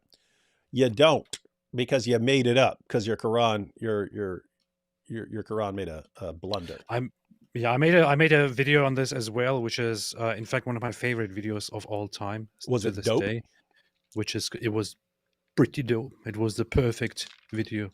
It is called "One Mistake Destroys the Quran." So Yeah. Yes. Have there been death threats against celebrities who leave Islam? Do you guys think they will kill Sneako and Tate, etc., if they apostatize? Nah. No. No. I think they will just say, brothers and sisters, from now on we should ignore this individual. That's the worst they would probably do to these people. Yeah, that would be it. Ummah's getting weak, ladies and gentlemen. Ummah's getting weak. Yeah. Myth Vision made a video about David Wood. Yeah. What? He did? Oh, how dare he? See, we might have to go through that and expose him. I might have to look him up expose now. me. Ha! Little do you all know, I show videos attacking me because I expose myself. What? You expose yourself? I said what I said. Now you're going down that route. Earlier you were saying that some people nowadays try to become famous by getting naked, and now you're... I don't even know. You got to do it. We got to do it, man. Got to do whatever it takes to become as popular as possible. Is AP an atheist ex-Muslim, a secret Christian, or a secret Sufi mystic ulama, known as Sheikh Djibouti, sent to unequally yoke D. Wood and us? Yes. You heard it here, folks. Sneako had a bad weeko. Some called him a freako, a real creepo. Every idea he had was a leapo and caused him defeato. Mr. Borello. Mr. Burrow. Sneako had a bad weeko. Some called him a freako, a real creepo. Every idea he had was a leapo and caused him defeato. Mr. Borello. Oh, there you go. Geez, Sneako was thrown in the deep end. Yeah, they told him not to go there. They told him not to go. And Sneako just, oh, let me do this. It's only 12 feet deep. I can... I mean, if the great scholar Muhammad Hijab tells you not to go to the speaker's corner, why don't you listen? Yeah. If the lowest... Now, Sneako may just be smarter than everyone else thinks. And he might have been like, well, if Muhammad Hijab is basically the lowest Hikmah person on the planet, and he tells me not to go, I obviously need to do the opposite of that and go. That means I should go, yeah. And it's just... and what he didn't realize is there's this broken clock thing, the broken clock rule, that even a broken clock is right twice a day. And so... should have listened in this one situation, not any other situation, but in that one situation. They should have told him that he is the one who suffers from the absence of hikmah. Mm-hmm. There's definitely a hikmah deficiency in the Dawa community right now. Big hikmah deficiency. Myth Vision video is nerdier than Mike Winger. I have trouble believing that.